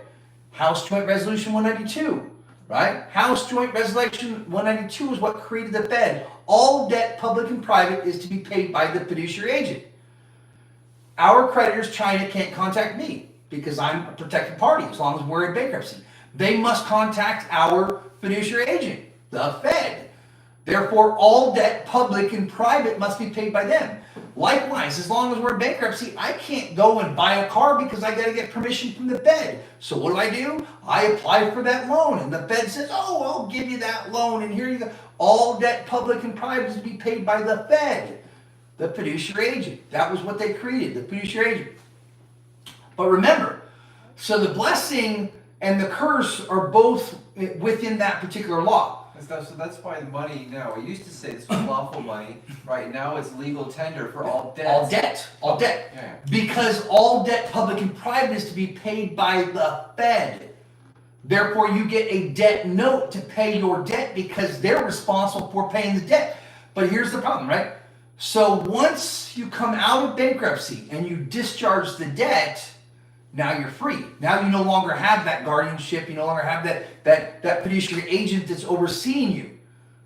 You know, that's why, you know, for months now, I've been proposing people in the United States that, you know what, if this corporation, if it's not really serving the people of the United States, if it's not serving its consumer, maybe it's time to go ahead and finalize the bankruptcy. Because if we finalize the bankruptcy, all debt, public and private, is to be paid by the Fed, the Treasury. And who owns the Treasury? It's not people in the United States, it's the 7 biggest banks in the world. So the $37 trillion that your child owes, and my child owes, and I owe, and he owes, and she owes, and that's not our debt, that's the bank's debt, because they've accepted liability because they're acting as a fiduciary agent and loaning to an at-risk corporation. I have an at-risk corporation. No. So can I ask another clarifying question? Yeah. So it's going back to the law of the land stuff and admiralty law, because a lot of people think that they're pirates, and other people think that the way to get out of some of these court issues is through equity. So is it through disowning maritime law and getting back onto the land constitutional law, or is it equity law, or something else? Like, what's your opinion on that? So the Constitution's identified 2 different jurisdictions, right? Common law jurisdiction and admiralty jurisdiction. I don't care which one we function in because we'll win either way. But there's one provision in the Constitution I want to point out to you guys, because this is one thing that you guys need to know. So hang on one second, guys. I need to dig up, because I want to read it word for word. I want to read it word for word. This is something that is brand new. You guys have never heard this, because I never raised this, because I was keeping this in my back pocket. But now we're finished. We got all these affidavits. I want you guys to hear what I'm about to say, because this is how you destroy admiralty jurisdiction constitutionally. So hang on, don't go anywhere, guys. Hang on one second. I need to dig up my Constitution real quick. I want you guys to read this so that you know exactly what I'm saying, all right? Well, and then I'll come. They can look at me while they dig it up. Yeah. I'll ask the questions here. So, I actually didn't know that the Constitution says anything about admiralty law, so I am curious about that also. What's up, my Because I haven't heard that lecture of yours. Wait, one second. What's going on? Just keep talking. I know, but I don't know what I'm going to talk about. I just have big questions. Does anyone watching know the difference Tell them about between equity and admiralty law? And versus Babylon? I'll tell you the remedy that I've been working on.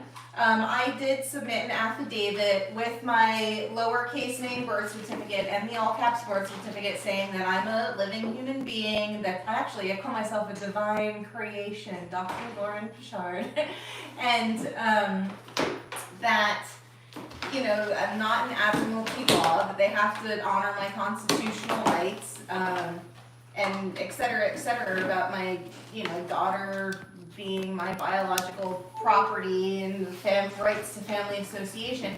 And so far they have not honored it at all. And I'm in California, so listening to what Tanawah was saying earlier about California being a little bit different. Let's see, I'll turn this around on me. So I didn't know that there was that case law. And actually my affidavit says that. It says case law is just opinions, and some of them are bad opinions, because we know that there's corruption in the courts, and if they're saying that the states are sovereign and the Constitution doesn't say the states or have immunity, whatever, that there's total bias there. They're definitely ruling in favor of themselves.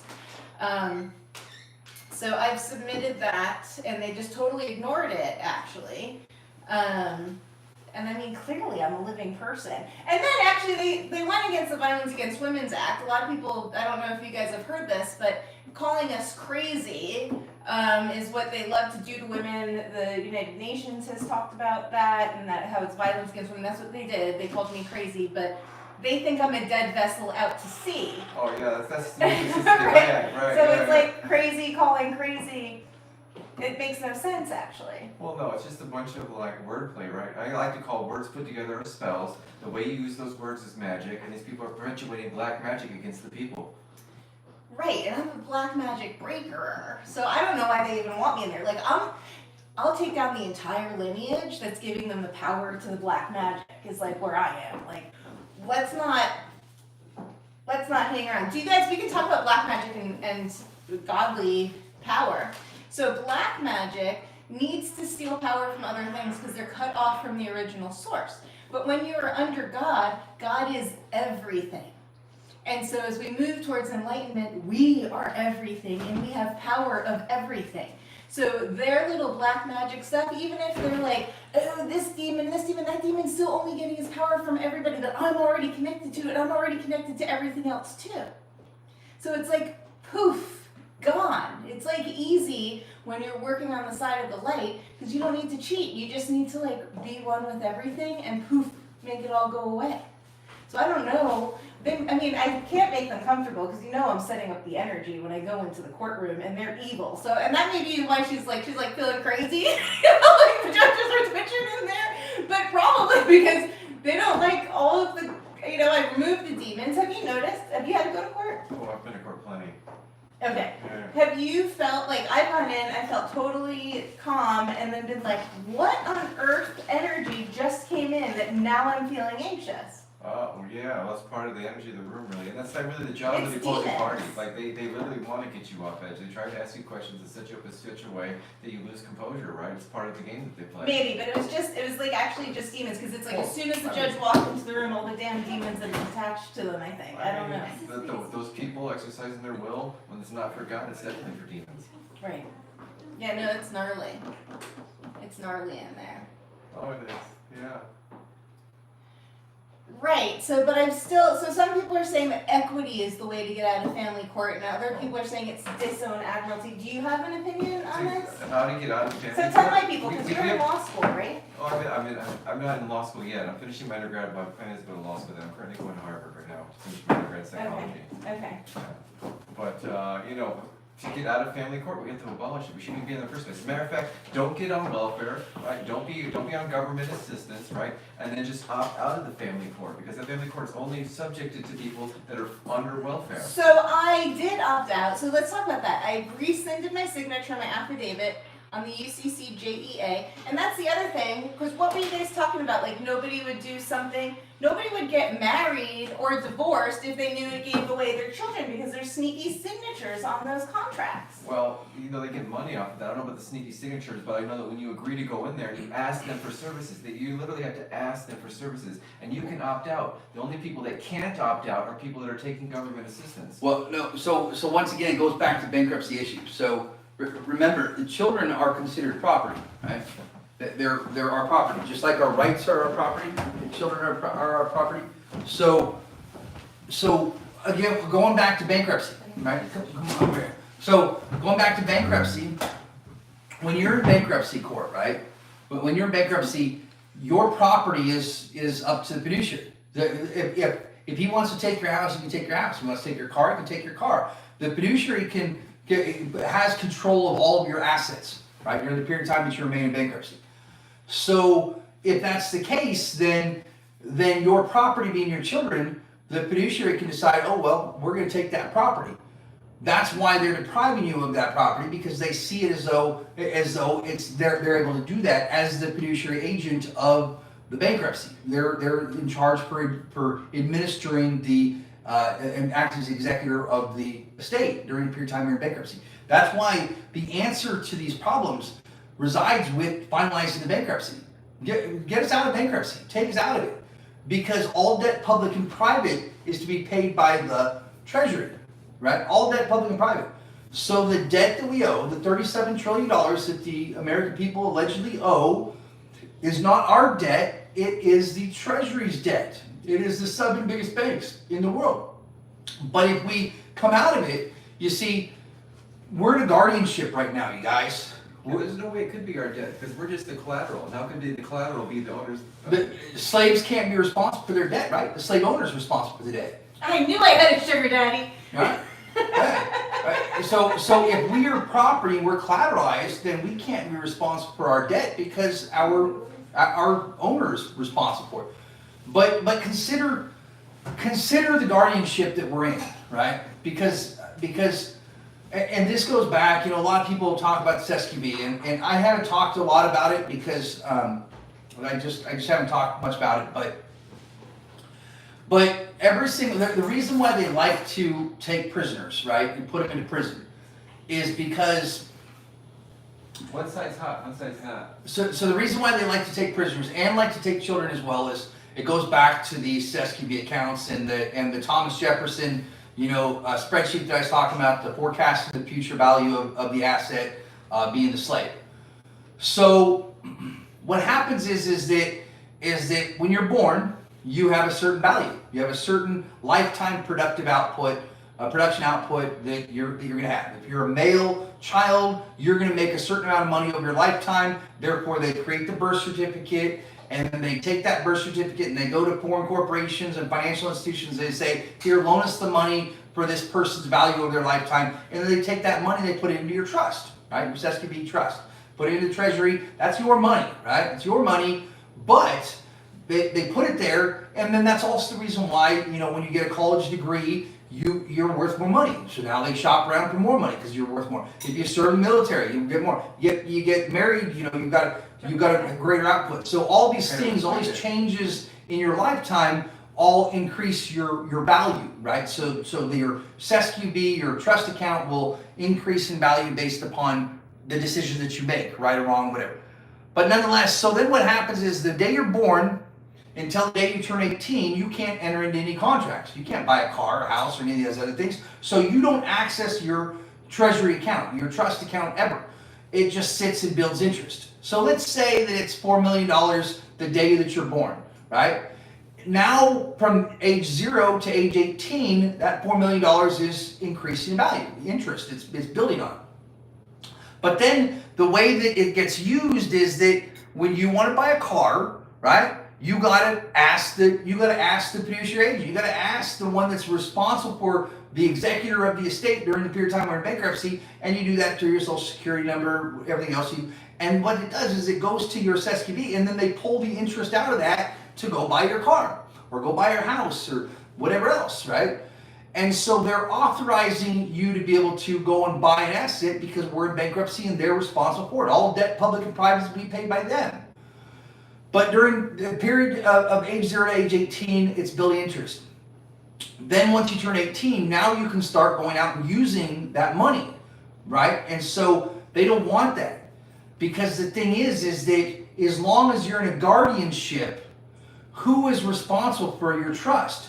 If my grandpa passes away and leaves me with $5 million, right? I can't do anything with it. I have a guardian that's responsible for my health and welfare needs until I turn old enough to be able to use it. And then I come out of it and I become a man, and now I'm responsible for my own health and welfare needs.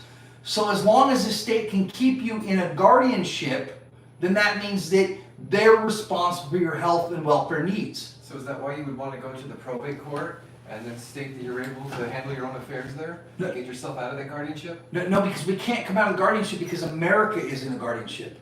Because of the bankruptcy, the corporation. You see, the people of the United States are the protected party in the bankruptcy. And because we're the protected party, the American people are in a guardianship as long as we remain in bankruptcy. And the guardian is the 7 biggest banks in the world. So in order to come out, in order for us to elevate out and become men that are able to, and women to be able to control our own assets, we have to finalize that bankruptcy. We have to elevate ourselves out of the guardianship. Now, that's at a collective level. That's at a national level. That's the issue nationally that we're faced with.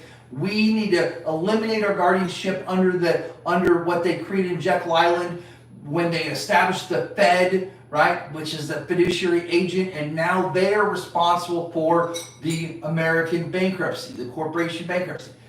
If we can eliminate that by finalizing the bankruptcy and saying, you know what, this corporation isn't serving its consumers, therefore we finalize the bankruptcy, discharge the debt, the American people aren't stuck with the debt the 7 biggest banks in the world are, right? Which is very, very important because China, if we finalize this bankruptcy, China, they're still going to do business with us tomorrow, Oh yeah, right? for sure. Because they're going to get paid. And I tell you what, those 7 banks, they made way more than $37 trillion off the people of the United States by keeping us in a state of ignorance. But that's what's Are happening. you gonna finalize it for us? I am. Woo! That is what God's led me to do here. Absolutely. And so then what happens then is that then we can create something that once we understand that we can create something that's going to actually serve the people and give us what is ours anyway and not be robbed from by these financial institutions. But that's what's happening collectively. Now individually we see very, very similar things happen where the state is mimicking what the Fed is doing. And the reason being is that when you're arrested, you are taken into custody, right? Custody. That is a custodial relationship. You're in a guardianship. If you are in jail or you are in prison, you are in a custodial guardianship. And who is your guardian? The Attorney General. So the Attorney General has you in a guardianship, which means that he is responsible for your health and welfare needs. Now, a guardian can't touch your trust. Your trust money is locked. They can never touch it, but they can touch all the interest. And so we want to talk about where they're getting money, and you guys talk about the bonds and everything else that's created. Guys, that's pennies. Where they're getting the bulk of the money is the interest that's being paid on this SQB because they have the ability to take all of that. That's why we've got to get the attorney generals out of the guardianship. We got to raise the people up, and that's why, what I'm proposing is a complete forgiveness of all debt, public and private. Because when you're in prison because you have a debt that is owed to society. And if we want to raise ourselves up out of the guardianship, then we must discharge all debt, which is also, of course, scripturally what's required for a jubilee. Every 7 years. Right? Yeah. So jubilees every 50 years, but every 7 years you are to discharge the debt. But that's the 2 things I'm asking for. Scripture says that 1, you must release all the slaves, and 2, you must forgive all the debt. Those are the 2 things I'm saying that we need to do. Raise the slaves up out of their enslavement, make all men equal, discharge the debt, and in doing so, we will see the Jubilee and we'll be able to live a much different life because then we can transfer guardianship from the Attorney General into a place that will serve the people of the United States and not profit through the Bar Association's robbing of these accounts. That's what's happening at the individual level in a mimic of what is occurring at the collective level. The banks are stealing the people of the United States money, and then individually, the attorney generals are all stealing the individual's money. Now, that's also the reason why they want to take your children. Because when they take a child and put it into the custody of the state, once again, that state has got control of that account and now has the ability to be able to take whatever money they want for the health and welfare needs of that child. Right? They're responsible for it. So they take this money and we don't ever know anything about it. So these people that are serving life without parole, like in Florida, there's more than 40,000 people serving life without parole, meaning they'll never get out. They will never, ever, ever be able to buy anything else ever again. They'll never be able to access their trust account ever again. And the state of Florida loves that because the state of Florida gets to take all the money that those people's accounts are accruing, and that's their money. And so you want to talk about, where the real money comes from. It's right there. It's these custodial guardianships that they're in, which is why, what we're fighting here is it's all about guardianships. Who is the guardian? And do we have access to our own property when we're in a guardianship? No, the guardian is responsible for it. So the guardian feels that they can take your property, whether it's your SQB, whether it's your children, whether it's your house or your job or your whatever. They believe that they can do it because you're in a guardianship with them. Is this why the Fed doesn't want to be audited? Well, I guess. I can't say other than the fact that this is the mechanics of this system. I'm sure that there's a lot that we're going to learn when we're actually able to actually get in and start investigating, you know, what they've done. Oh, yeah. But the mechanics of it, that's the mechanics. Like so, we're all in a guardianship, and until we raise ourselves out of the guardianship and become men once again, right, adults once again, which even Scripture talks about that as well. It says that, you know, that we're coming of age. You know, we all need to rise up out of these guardianships, and we have to do that at a massive scale and a massive pace, because all these people that are in prison, they're pro se, they're minors, they're under contracts, they're under guardianships, and as a result, they don't have control of their own lives because the state says, oh, well, you're unfit to be able to take care of yourself.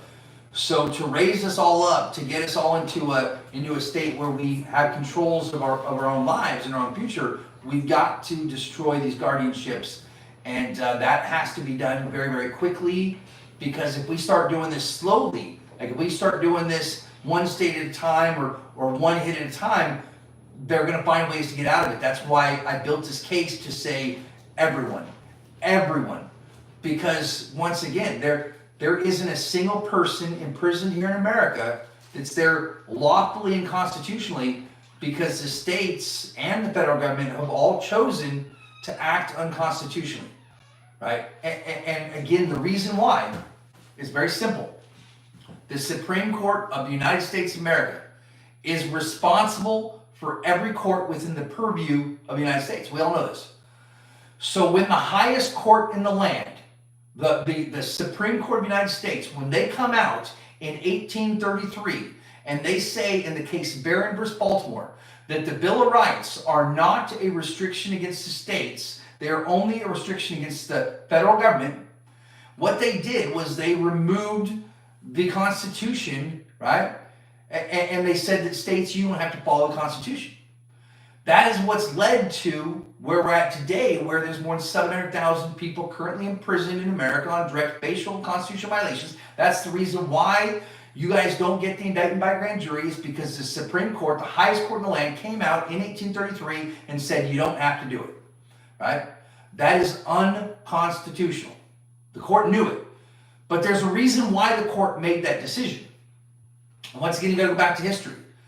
The reason why the Supreme Court made that decision in Barron versus Baltimore was because the Barron versus Baltimore decision was in February. Then in September of that same year, right, in 1833, September, the First National Bank was established.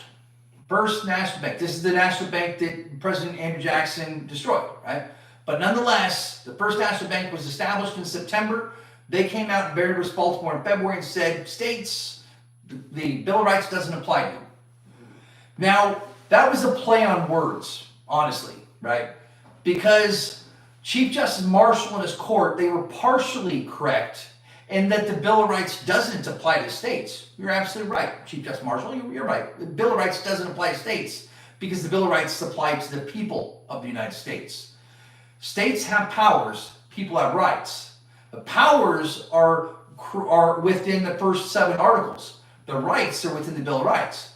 So yes, he is correct that the Bill of Rights doesn't apply to states because they apply to the people of the United States, including those people that reside within any state. But it was a play on words. But nonetheless, the state said, oh, we don't have to do what the Bill of Rights requires us to do because that's not a restriction against us. That's only a restriction against the federal government. And so then the states, such as Washington, went out and started creating their own inferior constitutions that said we don't have to do what the Bill of Rights requires us to do, right? So, but that is still unconstitutional because, of course, the supremacy clause of the Constitution says that this Constitution and the laws of the United States shall be the supreme law of the land, and the judges in every state shall be bound thereby anything in the Constitution or laws of any state contrary notwithstanding. So states cannot create their own laws contrary to the Constitution because the Supreme Court of the United States has no authority to amend the Constitution once again, and when they do, then what they've done is unconstitutional. But when they did that, what they did was they introduced fraud into the system. And we all know that fraud vitiates any action of any court. So if the highest court in the land created a ruling that says you don't have to do what the Constitution of the United States says that you must do, by that fraud being introduced, until that fraud is removed, there isn't any action that any court across the country is doing because it all derives from the fraudulent action or the fraudulent decision that was made by the highest court in the land. And until that highest court in the land. What was that judge again? I want to remember his name. What Who? was his name who decided that? Chief Justice John Marshall, And what year again? 1833. You're going to get him for us, right? Oh yeah. So ultimately, Baron vs. Baltimore is what I'm destroying, right? But I'm doing it in a little bit of a roundabout way. So, you know, the history behind Baron vs. Baltimore is that again, what happened was that he put into place that ruling because he was paving the way for the first national bank to be put into place. Because again, September that national bank was established. February they made the ruling. Well, the central government, the federal government, knew that the states were going to sue if they put the national bank into place. They knew. So how are you going to get enforcement on the Supreme Court? Who governs the Supreme Court? When the Supreme Court goes sideways and just eviscerates the Constitution, who holds the Supreme Court in check? People in the United States. Right. But so It's our duty to alter or abolish, right? And what you're trying to do is alter it, right? And if that fails, then what's left? no, I'm not saying to alter. I'm seeking to enforce. So Oh, yeah. so if I could sum up everything I'm doing into one paragraph, it would be this: that I'm not trying to change the laws. Rather, I'm pointing out what the laws state, and that the ways in which they're being enforced directly contradict with what is specified. Therefore, I'm not trying to change the laws. Rather, I'm asking that we uphold the laws. If the laws state that something will be done in a certain way, then we must follow that way.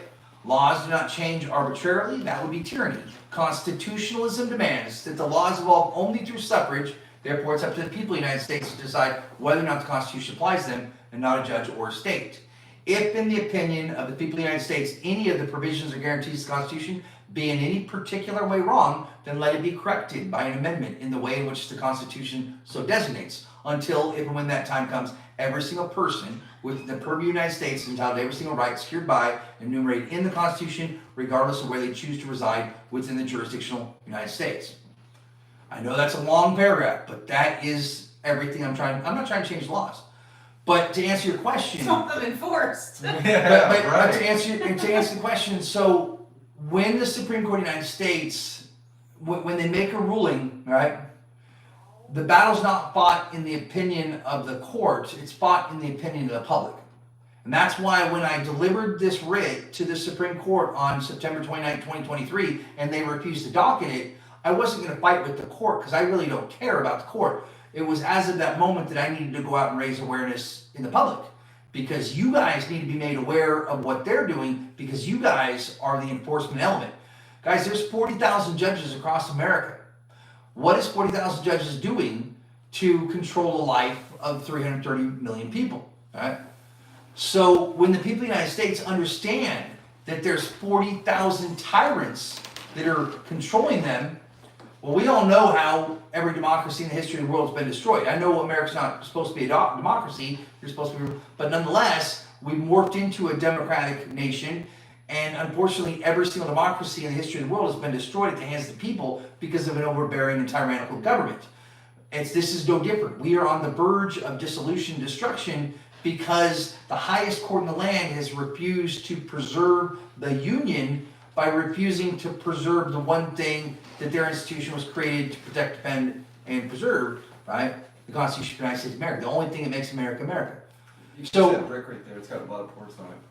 So to answer the question here, the battle is fought in the opinion of the public. But this is the challenge that I have in the court, right? Because I get it, you guys. You know, like I said just a little bit ago, I'm scared about submitting what I have to submit.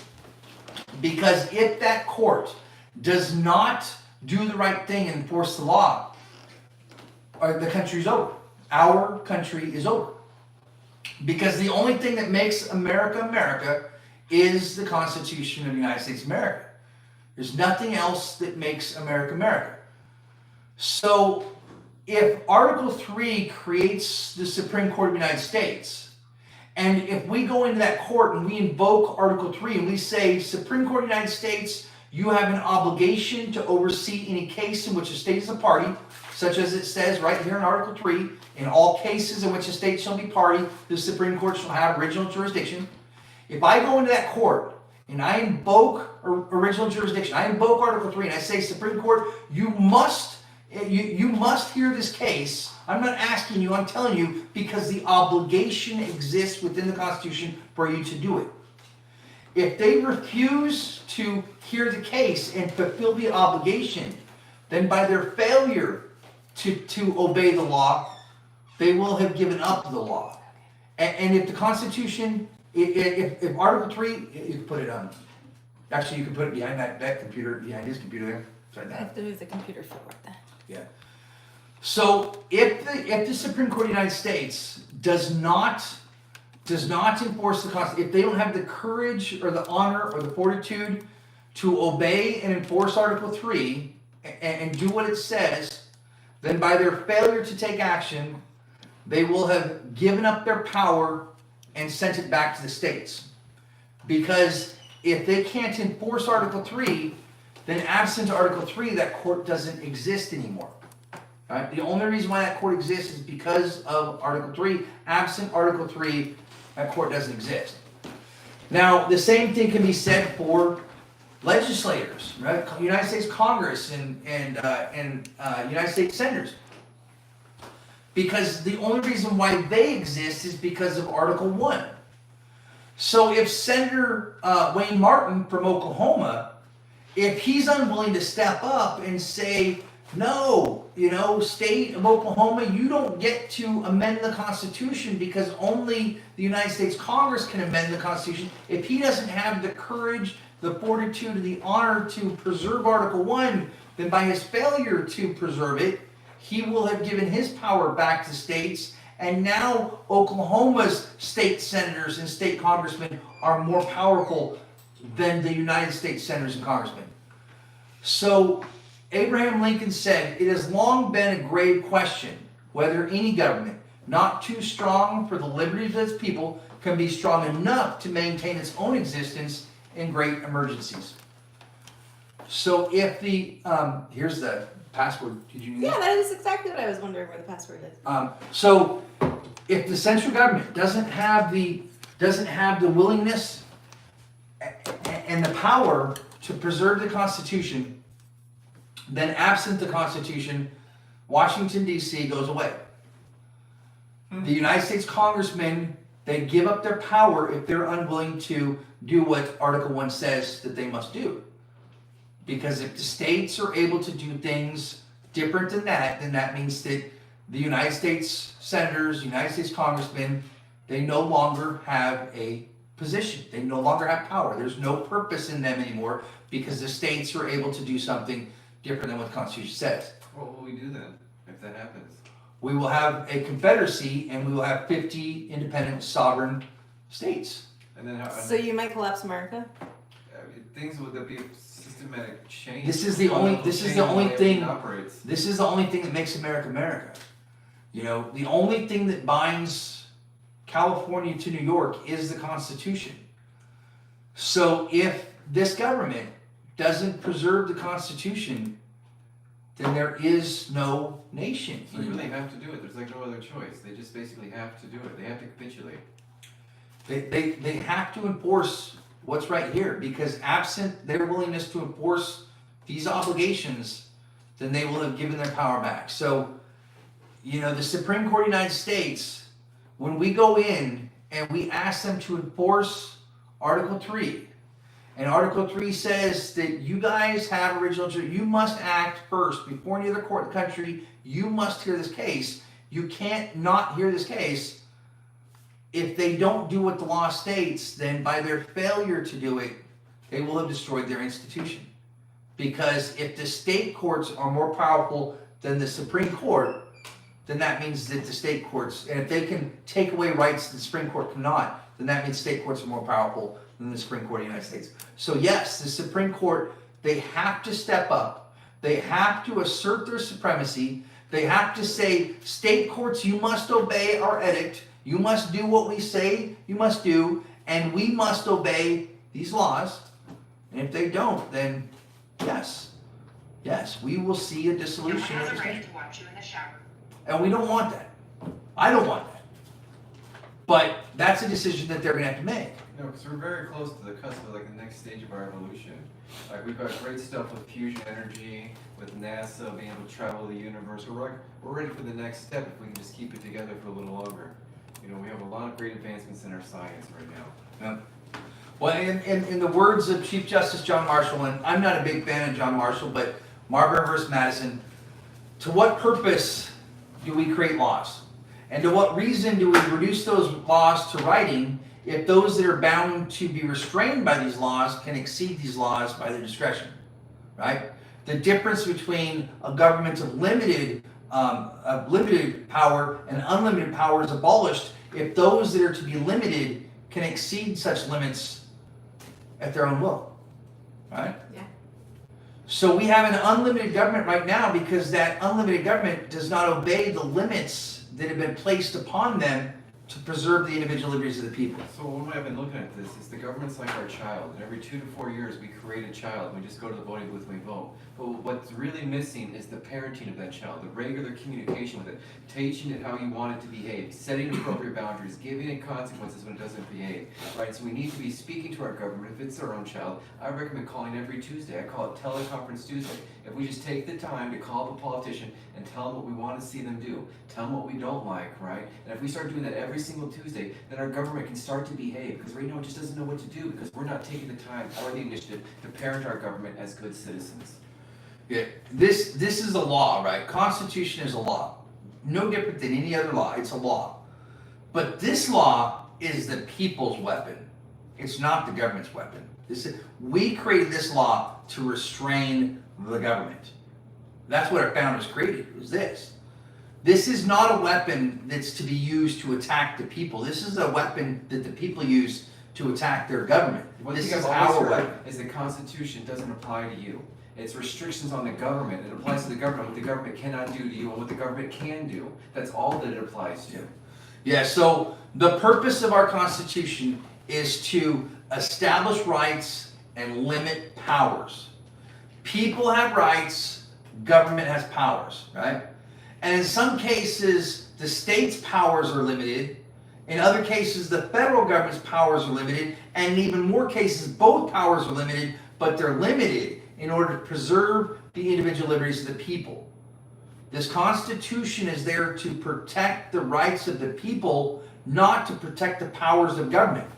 So when government says, oh, we are immune, right? We can break the law. No, that's not what this was meant to do. This was meant to hold you accountable so that we can preserve the liberties of the people. This is our weapon, not the weapon of the slave owner. This is not their weapon, it's ours, right?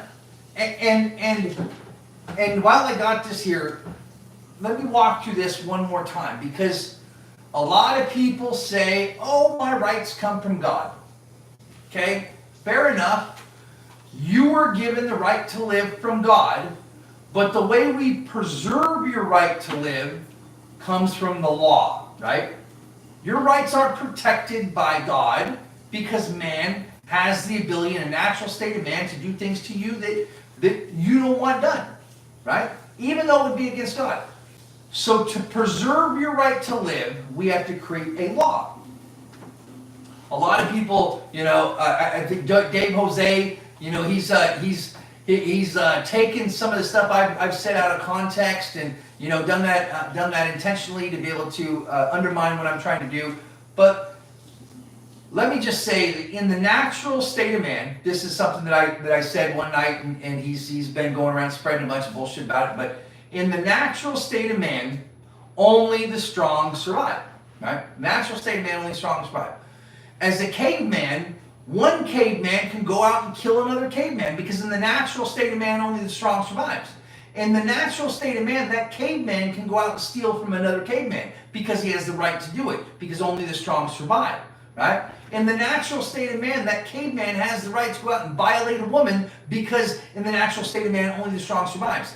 There's nothing that protects the person, right, the weak, from the powerful in the natural state of man. A caveman can do those things because he has the right to do them. So what happens then is, in a social compact theory, which is the Constitution is a social compact, it goes like this. Caveman Bob is looking across the canyon at Caveman Steve. And he says, you know what, Caveman Steve, he's a pretty strong guy. I'm afraid he might come over here and kill me and unalive me one day. Therefore, I'm going to go over there and I'm going to ask Caveman Steve if we can make an agreement. Let's make an agreement. How about if we agree that we will not unalive each other? I'll give up my right to unalive you. You give up your right to unalive me. And in doing so, we gain the right to live. Right? We gain the right to live. So he does that. Steve says, well, that sounds like a great idea. I was afraid you were going to do it to me. So yes, let's make an agreement that we will not hurt each other. We will not unalive each other so we can both have the right to live. But in the natural state of man, you don't have the right to live because only the strong survive. So if we want to take away all these undesirable rights that we have in the natural state of man so we can have the desirable rights, we have to give up the natural rights so we can have the unnatural rights. There is, in the wild, no one has the right to live. You only have the right to unalive because in the natural state of man, only the strong survive. So to become a civil society, then what happens is Caveman Steve and Caveman Bob, they come together, they make this agreement, and now there's an establishment of a law, right? Now all of a sudden next week, Caveman Sally, she hears about it. She's like, you know what? I want to get in on that too. So she comes over and on her way, she picks up Caveman Fred and Caveman Ted, and they show up there and they're like, well, you know what? I want in on this too. We'll give up our right to unalive each other so we can all have the right to live preserved, right? Okay? But then Sally says, you know what? I'm tired of having my food stolen, so how about if I give up my right to steal your food, and in doing so, I'll preserve my right to have my food not be stolen. And now they all agree the same thing. They've just established another law, right? This keeps going. And then what happens is eventually they need to create something that will oversee that when there's a breaking of the law, when there's a breaking of the agreement, someone that will come in to arbitrate that break. Thus arises government, right? And government's there to not to apply the rights unequally, but to arbitrate the dispute between the deprivation of the rights or the breaching of the agreement. So here in America, when we started our country, the sole purpose of our government was to preserve the rights not given up in the social compact: life, liberty, and an environment to find happiness. Government was there for that purpose. So when government says, okay, my only purpose is to not enslave the people, right? And then we come in and we break the sole purpose of the establishment of our government in order to enslave the people and bind them to financial institutions, then by their breach of obligation, they nullified their existence. The sole purpose was to preserve the rights not given up in the social compact, and they abridged that when they failed to ensure the free citizenry, right? When they enslaved us to the financial institutions. But nonetheless, so this is the social compact theory. This is the origin of our laws and where they came from. But now understanding that, so we give up certain rights that are not desirable so we can preserve rights that are desirable. Now you can't steal from each other because the law says you won't steal. And considering the scripture, the Ten Commandments, thou shalt not kill. Does that say you have the right to live, or does that say you have a duty to not kill someone? It's a duty. It's not a right. It's a duty. God has given you duties, not rights. Thou shalt not sleep with another man's wife. Does that say that your wife has the right to not be violated, or does it say that you have a duty to not do it? It's a duty, not a right. It's a duty. So laws create duties. They don't create rights. They create duties. Yes, you have the right to live. Yes, you have the right to not have your property stolen. Yes, you have the right to not be assaulted. But you have those rights because I have a duty to not steal from you or kill you or assault you. That's my duty. If I breach my duty and I assault you, then your right to not be assaulted has been violated, but your right doesn't exist until someone breaks the law, breaches the duty, which means that the duty comes before the right. Rights always derive from another's duty to act. Where there is no duty, there can be no right. So when you say that you have a right to not be assaulted, You cannot claim that right until you show that someone breached their duty and assaulted you. Which means that before you can go out and claim that your children have been stolen, your rights have been violated, you must first show that someone had a duty to do something or forbear from doing something. Until you do, then guess what? The response you're going to get from the court is going to be that the petitioner failed to state a claim upon which relief can be granted. Because you failed to show that there was a duty that exists and they breached that duty, and you do that through a violation of a law. That's why the first part of all of this, everything you guys are out doing the 1983s, the response you're going to get from the court is that petitioner failed to state a claim upon which a relief can be granted. 12b6. Because you're claiming a right before you show a duty. I am clearing up the obstruction for all of you. That's what I'm doing. I deal with law enforcement, substantive law. I'm the first part. You guys are missing this first part because you're all going to attorneys. Attorneys don't know what I know. I do the first part, law enforcement. You must first show that someone had a duty, they breached that duty, and that will then give rise to injunctive relief. So if you guys want your 1983s to work, you need to get behind what I'm doing, because what I'm doing is I'm showing that every single public official is currently acting unlawfully, which is a crime, which is breaking the law. And until you show that they broke the law, you have no right to claim or you have no ability to claim the right, because the right derives from the breaking of the law, the breach of obligation. So once again, rights always derive from another's duty to act. Now, there's some very, very simple ways to understand that. And our founders and forefathers were amazing, right? What they created was actually quite amazing when you understand how it works, okay? The reason why the rights derive from another's duty to act, that the right comes first, is because Articles 1 through 7, the main body of the Constitution, Articles 1 through 7, what those do is those create the obligations of the government. So like Article 1 is the legislative branch, Article 2 is the executive branch, Article 3 is the judicial branch. All of those are duties of government. Article 1 through 7 creates the duties, the obligations. This is what government, this is what the legislative branch does, this is what the executive branch does, this is what judicial does. Nowhere in the first articles do you find a right. They're all duties. Now, Article 4 has the illusion of the existence of duties, where it says that the citizens in each state shall be entitled to all privileges and immunities as the citizens in the several states. It says that there are privileges and immunities, but it doesn't say what they are. Now, a good example is this. Article 3, it says, the trial of all crimes, with the exception of impeachment, shall be by jury, and the trial shall occur in the state where which the crime is said to have been committed. Is that a right to a trial by jury, or is that a duty directing someone how to adjudicate a crime? It's a duty. No person shall, or the trial of all crimes shall be by jury. That is actually a duty within the main body of the Constitution. And as a duty, remember, your rights derive from another's duty to act.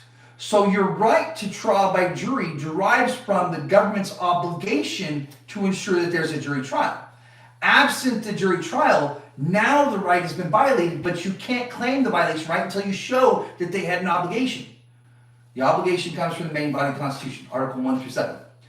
The reason why the duty comes before the right is because the main body of the Constitution, Articles 1 through 7, that was adopted and ratified by the people of the United States on September 17th, 1787. So the obligations of government, the duties of government came in 1787. Then the Bill of Rights, which are the rights of the people, that was adopted and ratified by the people on December 15th, 1791. Therefore, the duty comes before the right. Okay? So if a judge were to say to you, do you want to give up your right to a trial by jury and enter into this plea? That judge cannot ask you that, because his duty to ensure that you get a jury trial exists before you have the right to give up, because the duty comes before the right. That's what makes them inalienable. You cannot give up a right because the right comes after the breach of the duty.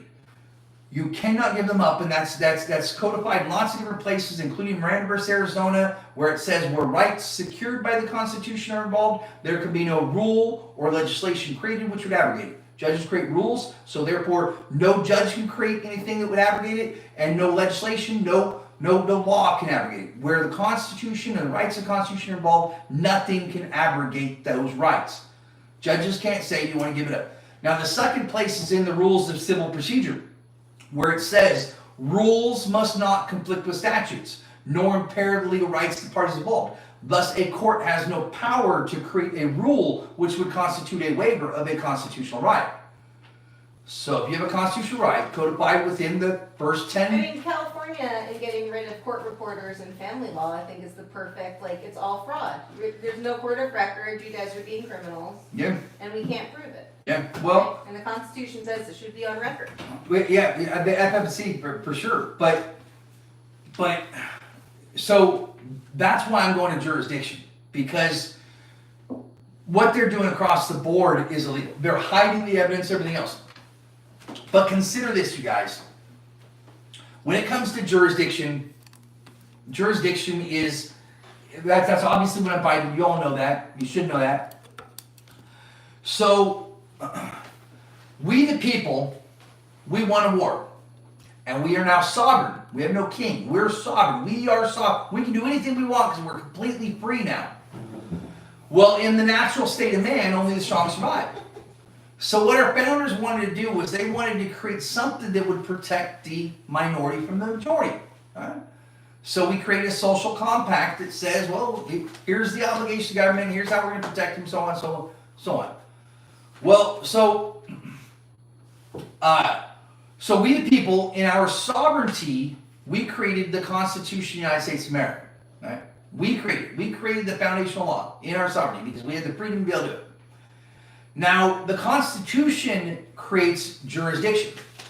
Right? Jurisdiction is the creation of statute. Jurisdiction is the right for a court to be able to speak the law or be able to arbitrate a dispute. Absent jurisdiction, the court doesn't exist. The court has no authority, right?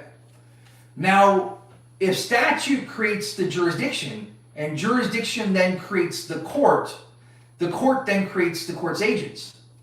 So the only reason why a judge can be a judge is if the court has jurisdiction statutorily imposed by the Constitution of the United States. The judge can't be a judge if the court doesn't exist because jurisdiction isn't granted because the Constitution doesn't give that court jurisdiction. That's why jurisdiction is a creation of the people. So if the Constitution says, in all cases in which a state shall be party, the Supreme Court shall have original jurisdiction, then that means that anytime the state is a party in a cause, the state does not have the authority to oversee that cause because jurisdiction is statutorily imposed upon the Supreme Court of the United States. Any other court taking action is no court at all. That's why the Supreme Court came out just 2 years ago in February, and they said that the difference between a claims processing rule and a jurisdictional rule, claims processing is an appeal. Jurisdiction is the beginning, appeals the end. But the difference between a claims processing rule and a jurisdictional rule is that a jurisdictional rule can never be waived, can never be forfeited, because it comes as a first duty to the court. The first duty of the court is to determine if they have jurisdiction. If they do not have jurisdiction, then that court has no authority to be able to speak the law or arbitrate an issue. Therefore, anything that court does is completely without force or effect on the parties involved in dispute. Refer to Civil Rule 60b-4. You see, in order for a court to render a legally binding decision, it must have two things. It must have subject matter jurisdiction and it must have personal jurisdiction. Either one of those two things, either one of them, and that court has no authority to be able to oversee that dispute. Subject matter jurisdiction is the right to oversee the type of case it's brought forth. So in the case of a death, for instance, you wouldn't bring that to a small claims court because they wouldn't have subject matter jurisdiction to oversee the disposition of ceased assets. You would bring that to a probate court. That would be the court that would have subject matter jurisdiction. The second thing is personal jurisdiction, which is the right to oversee the parties involved in the dispute. So when the Constitution says, in all cases in which a state shall be party, the Supreme Court has original jurisdiction. That means that if a state is named a party, the only court that has personal jurisdiction is the United States Supreme Court. Because in all cases in which a state is a party, they're the ones that have jurisdiction.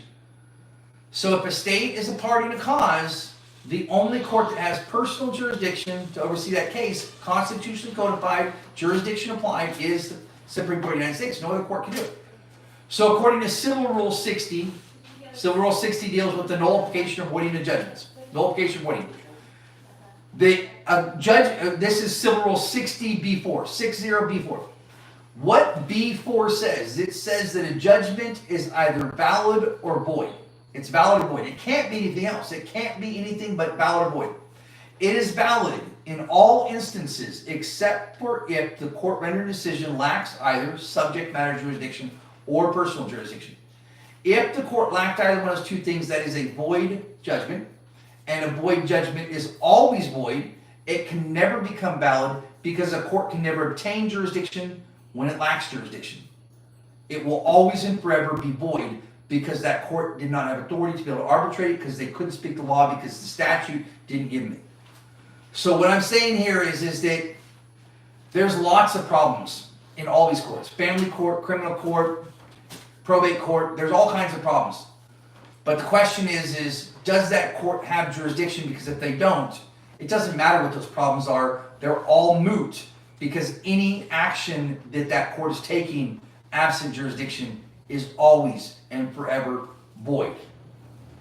So if the state court is taking action, if the state court is failing to properly record, if the clerk of court is changing the words, if they're arresting without lawful, based upon lies, if they're bringing false accusations against you, all of that is very, very important to your individual story. But collectively, we win the greatest number by saying, court never even had the authority to do it. Never even had the authority to do any of it. And Therefore, why would they not? So some people think family court they don't even have authority for. Independence. Right? Why else They would don't. Yeah. They don't. Because the state is the party in the cause in family court. Because the state is taking conflict of interest. through the conflict of interest act. Okay. Yeah. Article 3 that deals with the jurisdiction. So in all cases in which a state shall be party, the Supreme Court shall have original jurisdiction. So again, in all cases in which a state shall be party, Supreme Court shall have original jurisdiction. That's the text of the Constitution. If a state is a party in a cause, it cannot be judged in the cause, right? That's what it says. Why does it say that? Well, to understand the rationale behind the construction, our Constitution, our founders and forefathers, the constructionalist, originalist intent of the Constitution, we would go to the Federalist Papers, right? What were they doing when they were in the Constitutional Convention? What decision were they making? Why did they make those decisions? And that is documented within the Federalist Papers, right?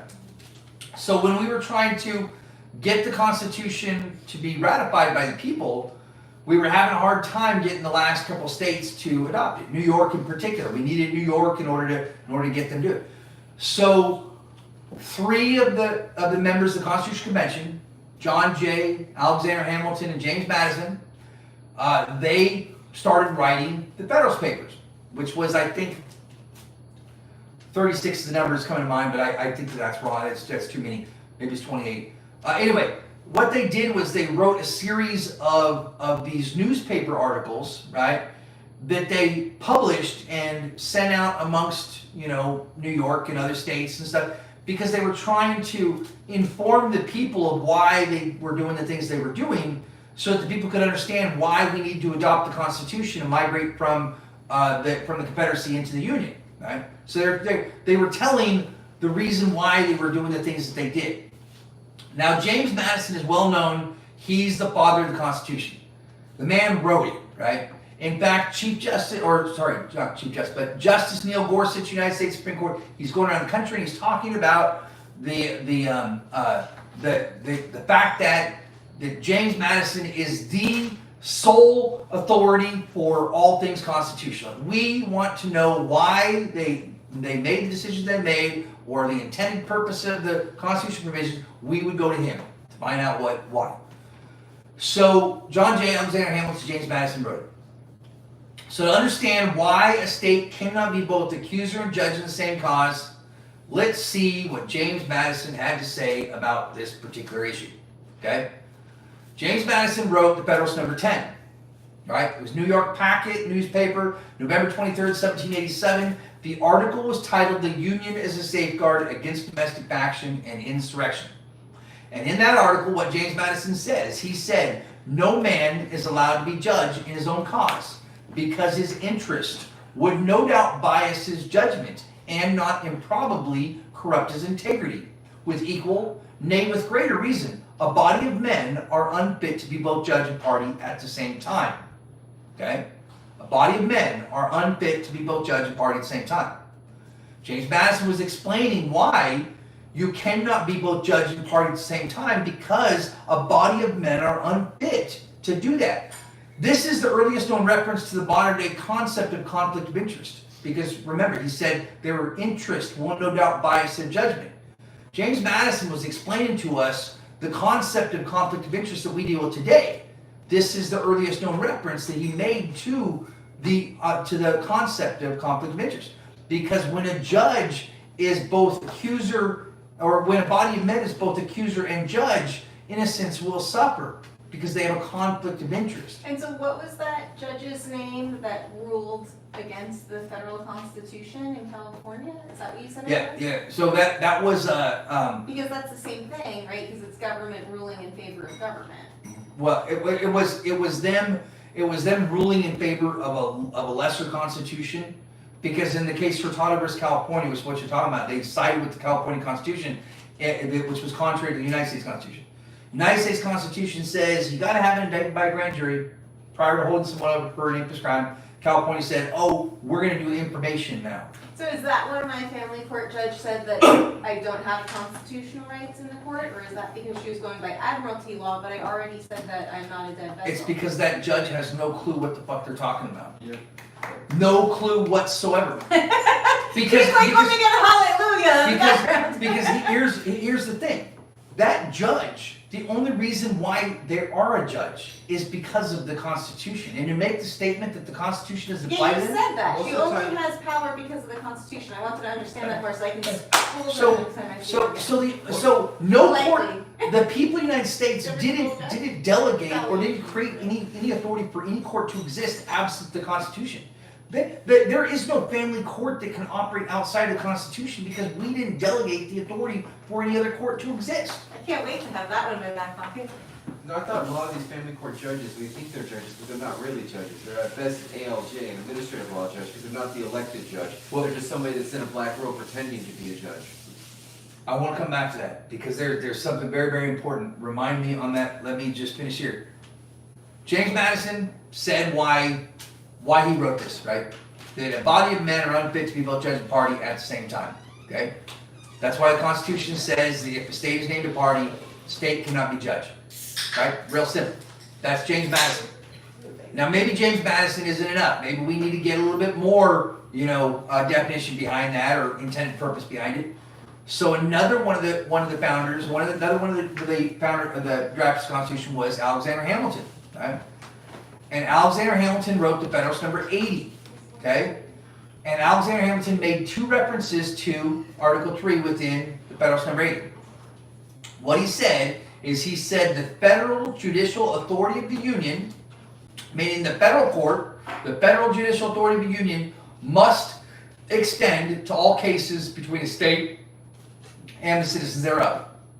So if there is a dispute between a state, the citizens of that state, the federal judicial authority of the Union must extend. Thus, in all cases in which a state shall be party, the federal judicial authority of the Union must extend. Right? Supreme Court must. So no state can be judged in a case in which the state is a party. That's the first reference Alexander Hamilton made. That in all cases in which the state shall be party, the Supreme Court shall have original jurisdiction because the federal judicial authority of the Union must extend to all cases between the state and the citizens thereof. Now the second reference that Alexander Hamilton made in the Federalist Number 80 is he said that state tribunals cannot be presumed to be impartial when they speak for themselves. No man ought certainly be judged in his own case or in any case with which he has the least bit bias or interest. So again, state tribunals cannot be presumed to be impartial when they speak for themselves. So I'm up against what I believe is a whole bunch of Freemasons that are doing backdoor deals for each other. So literally, Because even if the entire thing are Freemasons, and they all are like giving each other They're the all thumbs bound by up, the Constitution. I mean, right, they still can't, The deal Right, is starting to get 'cause that's enforcement the- though. that's yeah, why. I mean, yeah. So I mean that's why I say that what we're doing next week, we are either going to destroy this country or we're going to save it. in the best way possible. I mean, Or I hate to say because once again, retaliations. are this real often, too. Constitution is the only thing that makes America America. And if we step forward and say, Supreme Court, your job, your sole purpose is to preserve, protect, and defend the Constitution of the United States, if you don't have the honor, the courage, and the fortitude to do that, then the Constitution goes away. And if the Constitution goes away, then we lose our union, right? You have given up your institution and it doesn't exist anymore because the only thing that gives you your power and grants you your authority is Article 3.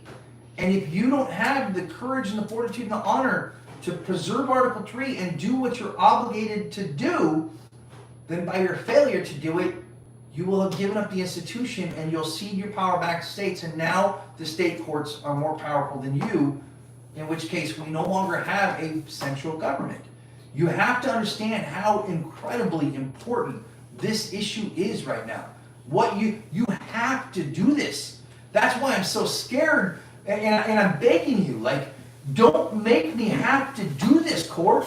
Don't make me do this, because if I have to bring this into the public domain and show that you guys have been undermining the very laws that you were created to protect, defend, and preserve, you've been undermining them for 243 years, the destruction's on your hands. But we can't permit you to continue to do the things that you're doing.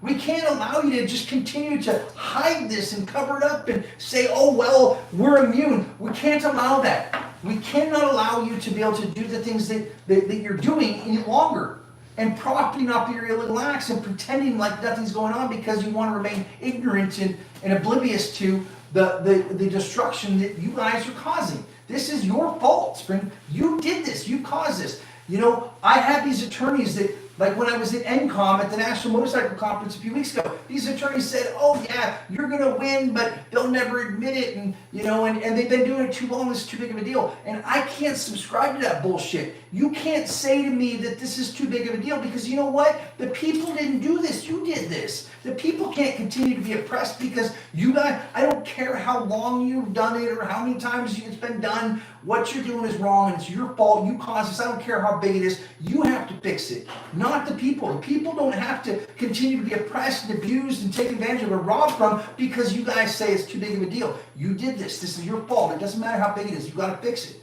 You have to. And if you don't, then guess what? You don't have an institution anymore. And if you don't have an institution anymore, then the whole central government, Mr. Mark Wayne, Miss Gary Peters, Miss Cantwell, you know, all of you senators and congressmen, you don't have a job anymore if you can't say, you know what, we changed the Constitution, no one else can do it because that's what Article 1 says. If you, Mr. Mark Wayne, cannot step up and say, Oklahoma, I know I'm your senator, but you cannot create a law that's contrary to the Constitution. If you can't do that, sir, then you're not above any one of them. They're above you because they can do things that only you were supposed to do. If you can't preserve Article 1, then you give up your power. You don't exist anymore. There's no need for you. Just shut it down. Because you have to enforce this. That's what the founders created. That's why Abraham Lincoln said it's long been a great question whether any government not too strong for the liberties of its people can be strong enough to maintain its own existence in grave emergencies. We are in a grave emergency right now, and it's time to find out if whether or not this system of government can survive this emergency that was created by the very people that were instituted to preserve, protect, and defend it. So let's go back and talk about the family court. You know, I've noticed specifically in Michigan, they call it a referee. And, you know, when was it Lauren? Was saying that, you know, the judge said the Constitution didn't apply. Well, I look at the front of the court, it's just like a glorified deposition. because the referee doesn't ever actually make an order. They make a recommendation, and the recommendation has to go before the actual judge to get signed before it becomes an order. And so in a lot of ways, the Constitution doesn't apply directly because you can ask whatever, you can say whatever, and in order for you to go and make your objections known, you have to appeal it in a de novo hearing to the circuit court judge and then rehash it all out. And so in some ways, the Constitution doesn't apply in the front of the court, in the family court, because it's just a deposition. And so in order for you to enforce those rights, you need to appeal that and have a de novo hearing in front of the actual judge, where the Constitution does apply. But I think mine was appointed by Governor Newsom, which I think does make her an actual judge and not. Yeah, I don't know how California No. works. I'm speaking on Michigan specifically. No, so no. When the judge is appointed by the state, if you were to open up the Oklahoma governor website, right, there's other websites that do, but if you were to go to governor of Oklahoma, Governor Stitt, the very first thing that says is that the governor is the chief magistrate of Oklahoma. Chief magistrate, which is a very interesting word, right? Magistrate. You guys hear that? Mm-hmm. Magistrate. So the chief magistrate. Why is the governor the chief magistrate? Well, herein lies our ALJ issue. We want to come back to this ALJ issue, right? Because what's the ALJs? Well, that's their executive branch. Executive officers leading the ALJs, and now it's a hearings officer, and not a judge. And okay, so once again, governor is the highest executive officer of the state. Why is he the chief magistrate, and you're going into a courtroom with a magistrate? So answer this for me. Because they were appointed by the governor. But the President of the United States is the executive branch, and he appoints the Supreme Court. For the federal, but we have the same mirror that's at the lower level. So the true reality is that every governor is a direct report to the president. The way our union was designed to be. Chief executive officer with the lower chief executive officer. Look at it like a corporation. You know it's a corporation. Federal government is the overarching parent corporation. Then you have all these subsidiary corporations, 50 regional corporations. Those regional corporations have got a general manager, right? A governor. But that general manager still works for the CEO, right? And each one of those regional subsidiaries, they all have to follow the parameters or the standard operating procedures of the parent corporation, because otherwise they're acting outside of their agreed upon articles of incorporation. I mean, look at it as though it's a corporation. That's what it is. So you have the United States of America with its structure, its standard operating procedures, its leadership and executive management, and then you have all these subsidiaries that operate as well. 50 regional subsidiaries that have got a similar structure, a general manager and a chief legal officer and a chief information officer, whatever else, right? But each one of those, remember, in a corporate situation, you have one parent corporation. One corporation that issues licenses to the lower corporations, the subsidiaries. Those subsidiaries are only licensed to operate in accordance with the parent corporation. None of these states have got their own articles of incorporation because they're all subject to the parent corporation, right? But they're breaking apart and they're fracturing because these chief executive officers of the regional governments say, oh, well, we don't got to follow the CEO of the parent corporation. The parent corporation isn't making their lower subsidiaries obey their policy, right? Or their procedures, or however you want to do it. But consider it as a corporation, how a corporation would work. Every single governor is a direct report to the president, right? They are. That's just how because they're executive officers of the subsidiary corporation under the parent corporation. So president, if you can't get your agents, the governors, to obey the very laws that they're required to obey, then that's your failure, right? That's your poor leadership. They work for you. They're subsidiaries of the corporate organization, the union. That would be where the FBI would come in, because they're like, If the FBI would come in, everyone's bought their family court cases to the FBI. Yeah, I mean, consider the FBI. Consider that human resources, right? Right? I mean, consider human resources. They would come in and, if there's an injury at the subsidiary corporation, they would bring in corporate human resources to investigate, the subsidiary. They wouldn't go to that. So consider it the corporation, that you have each one of these elements within the parent corporation that issues a local license, a subsidiary license to operate under their parent corporation, but they gotta operate in accordance with those standard operating procedures. If they don't, then guess what? You shut the lower organization down. So that's why Right? we need Dan Bongino to really step up and Kash Patel to really start doing this oversight like they're supposed to, doing these The investigations. problem with Bongino and Cash is that they're attorneys. You know, Well, I know. they're not trained in law enforcement. They don't have the right background. They're leading a law enforcement agency without having law enforcement experience. They have a degree. They deal with courtrooms and administrative law. They don't deal with the first part. They're lacking the technical expertise, which brings us back to what I'm saying, that there's technical knowledge, legal knowledge, lawful knowledge that's being missed from the system in substantive law. And what I do, there is an education and a specific legal track for people that are experts in law enforcement. And it's being missed out of this system because they're just pushing the criminologists and people like me to the side and saying, oh, well, you work for an attorney. And all of these law enforcement officers, even these attorney general chief investigators, they're like, oh, well, I'm going to have to go ask the attorney, or I'm not an attorney. Well, who gives a shit about the attorneys on the admin side? That's the judicial side. You know, step up and do your job because you have a specific role within the system and you sure that don't work for that branch. Wait, so can we just clarify, why was my judge not a real judge? Because she was appointed by the governor, which I know she's in the judicial branch and he's the executive branch, but the president's in the executive branch and hires for the Supreme Court, which is the judicial branch, so I don't understand why my lady's not a real judge. She's not a real judge because Because she's breaking the law all the time, I mean, I know that part. so when the governor appoints someone, then what they're doing is they're creating what's called a commissioner, right? A commissioner. Now, a commissioner is not a judge. A commissioner is someone that's hired to offload some of the judicial duties of the judges there. And the reason why they do that is this goes to risk management. So in risk management, with a corporation, because again, we're dealing with a corporation. It's all about corporation.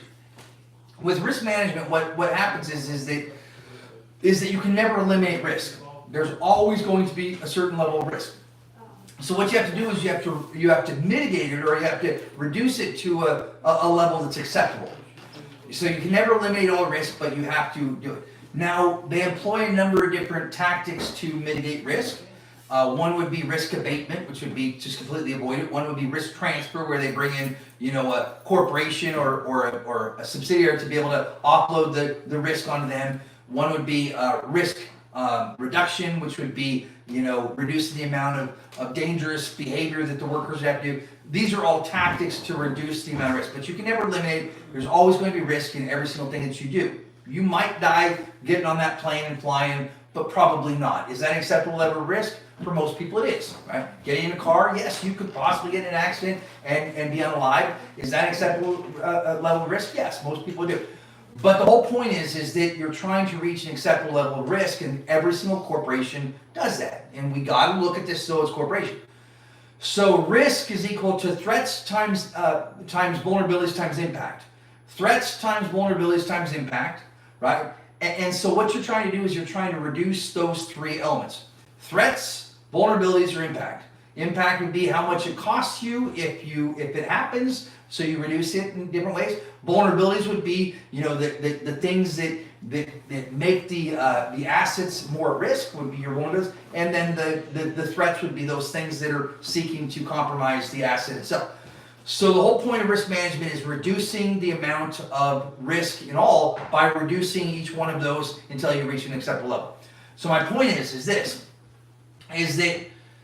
what they do is, if the people of the United States, or the people of the state of California, if they were to elect a judge into office, the people have put them into that position, therefore the people are liable for the actions of that officer.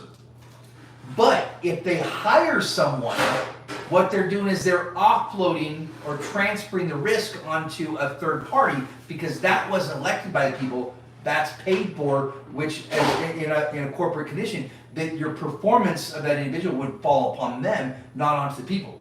So they bring in these other judges that they would hire to offload some of the judicial capacity of the judges that are elected so that the people aren't responsible for the damages caused by the hired people. The people are only accountable for the damages created by the elected people. Those are the people's representative. So another good example would be prosecuting attorneys. The actual elected prosecuting attorney for most counties, you will never see them in a courtroom actually prosecuting a case. They bring in special prosecutors and all these other people because the special prosecutor isn't the elected individual from the state. If the elected prosecutor came in and violated someone's rights, then the people would be liable for those actions. So they bring in a third party, a hired person that's not put into place by the state, that's working under the authority of them, and then through a business contract, just like transferring any other risk to a third party contractor, that's where they're doing it. So when they bring in, when they have a high risk judicial event, right, particularly family courts. Family courts are almost always going to be commissioners, not judges. Guys, they're always going to be magistrates and not judges. Because those are hired by the state to offload the judicial duties of the elected judges. Whatever they do has to be approved by the judges, right? Because they're not judges. But it's not being approved by the judges. You're right. You're absolutely right. So there's a due process issue there. So this kind of gets us back to what I wanted to say about the ALJs is that when you have a third party, right? A third party, what they're doing once again is they're transferring the risk, because the Constitution, Article 6 says the judges in every state shall be bound thereby anything in the Constitution. Constitution doesn't say the prosecutors are bound by anything. It doesn't say that law enforcement is bound by anything. It says the judges are bound thereby anything in the Constitution. The only one that's specifically called out of all the public officials that are bound by everything in the Constitution are the judges. But some of the states have bound all their public service to the Constitution by statute. So when people Well, go to work, they have to specifically take an oath and have a bond. So the oath should bind everybody to it, but physically in the Constitution, which is the obligation. Because remember, Constitution is a contract. So in contract law, which is what we're dealing with, what they're going to say is, show me where in the four corners this contract, a prosecuting attorney is bound there by anything in the Constitution. But I can't show them where a judge is, and that's why I'm focused on the judiciary. But just to let you know, this is their sick, twisted thinking, right? Or this is what they've been taught. So let's say that a commissioner is a commissioner. He's not a judge, he's a commissioner. Now, in their thinking, their oath is that they will support and defend the Constitution of the United States. They need to preserve and protect the Constitution. What they think, their train of thought is that in some cases, it's better that I don't do what the Constitution says because it's in the better interest to preserve. What they're doing is they're justifying their behavior in order to, or they're making statements to justify their behavior so that they don't have to deal with the discomfort of knowing that they're not following the law. But the law states every judge, so every judge is bound there by anything in the Constitution. But my whole point is that as a commissioner, they are not a judge. The judges are bound there by anything in the Constitution. So if you come forward and you say, oh, my rights are violated, they'll just say, well, that's not a judge, or that's a third-party contractor, you know. So they're setting themselves up to be able to get out of it. With limited liability corporations. Limited liability, yeah. So they're going to a third party to limit their liability by offsetting the judicial duties onto them so that the people of the United States are not accountable for their breach of constitutional obligations. That's what they're trying to do. That's what they're trying to build. But now, let me mention the ALJs here, because you all seen the memo from the Department of Justice to Grassley, right? Y'all know about it. You're like, oh, this is the fix. These aren't judges. They're all ALJs, and right? They're hearings officers. They don't work for the judicial branch. They work for the executive branch. Guys, I want to tell you that's a very, very dangerous thing to believe. Extremely dangerous. Because on July 2nd of last year, the United States Supreme Court made the executive officer immune. Mr. Trump was given immunity last year. And I'm not going to go into any politics about it. If you guys don't like what I'm about to say, go ahead and shut up your ears, whatever. If you give the executive officer immunity, that executive officer has the authority to grant his agents immunity now. In the history of our country, no one has ever had immunity. But what you have to ask yourself, what all of you need to ask yourself is this. Last year we had Chevron. June 28th, the Supreme Court of the United States comes out and says, executive branch, you cannot do whatever you want to do. That's what they did. Because the executive branch was looking at the law, saying it was ambiguous, it wasn't clear, therefore we're going to write policy and go out and enforce it as though it's law. Supreme Court of the United States said you can't do that because you don't get to create law. If you're not clear on the law, you need to go to the branch of government that has the authority to do it. So Chevron was all about executive branch. You cannot do whatever you want to do. The very next week, the same Supreme Court, the exact same justices came out in a ruling and said, executive officer, you can do whatever you want. Those two rulings are in direct opposition with one another. They don't even make sense. They don't make sense over a 50-year period of time, much less the exact same court with 1 week separation in between. Executive branch, you cannot do whatever you want. Executive officer, you can do whatever you want. They don't make sense. And so the problem is once again, remember, I'm a human lie detector. I've been trained to deal with liars. Liars, you've got to look at words and actions. If your words and actions don't align, then that means that you're not telling the truth. You're lying about something. So when they say in the DOJ memo, right, we have a DOJ memo that goes out to Grassley. It says, Grassley, all these judges are all unconstitutional. They're all ALJs. They all work for the executive branch. My question to you is, that's what we wanted to hear. Those were the right words, right? And we all know that it's true, but the problem is that has the executive branch continued to work with those judges for the last 6 months since that memo was released? Yes. They have.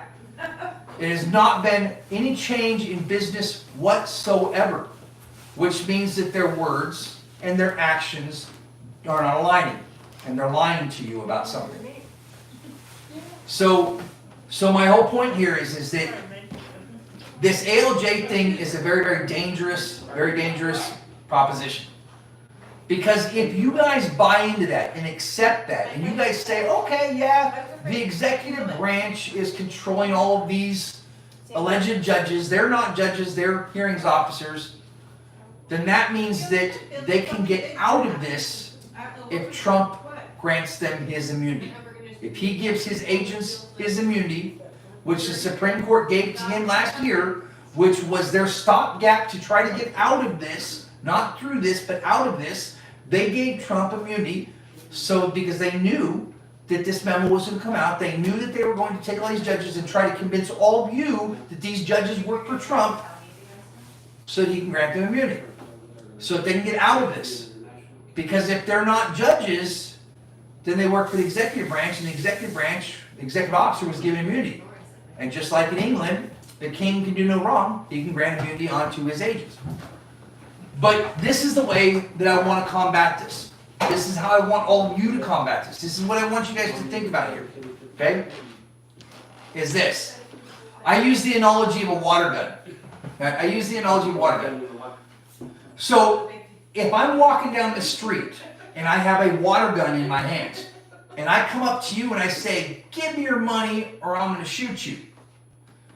If I portray this as a real gun, and you interpret this as a real gun, and you give me your money, I'm going to prison.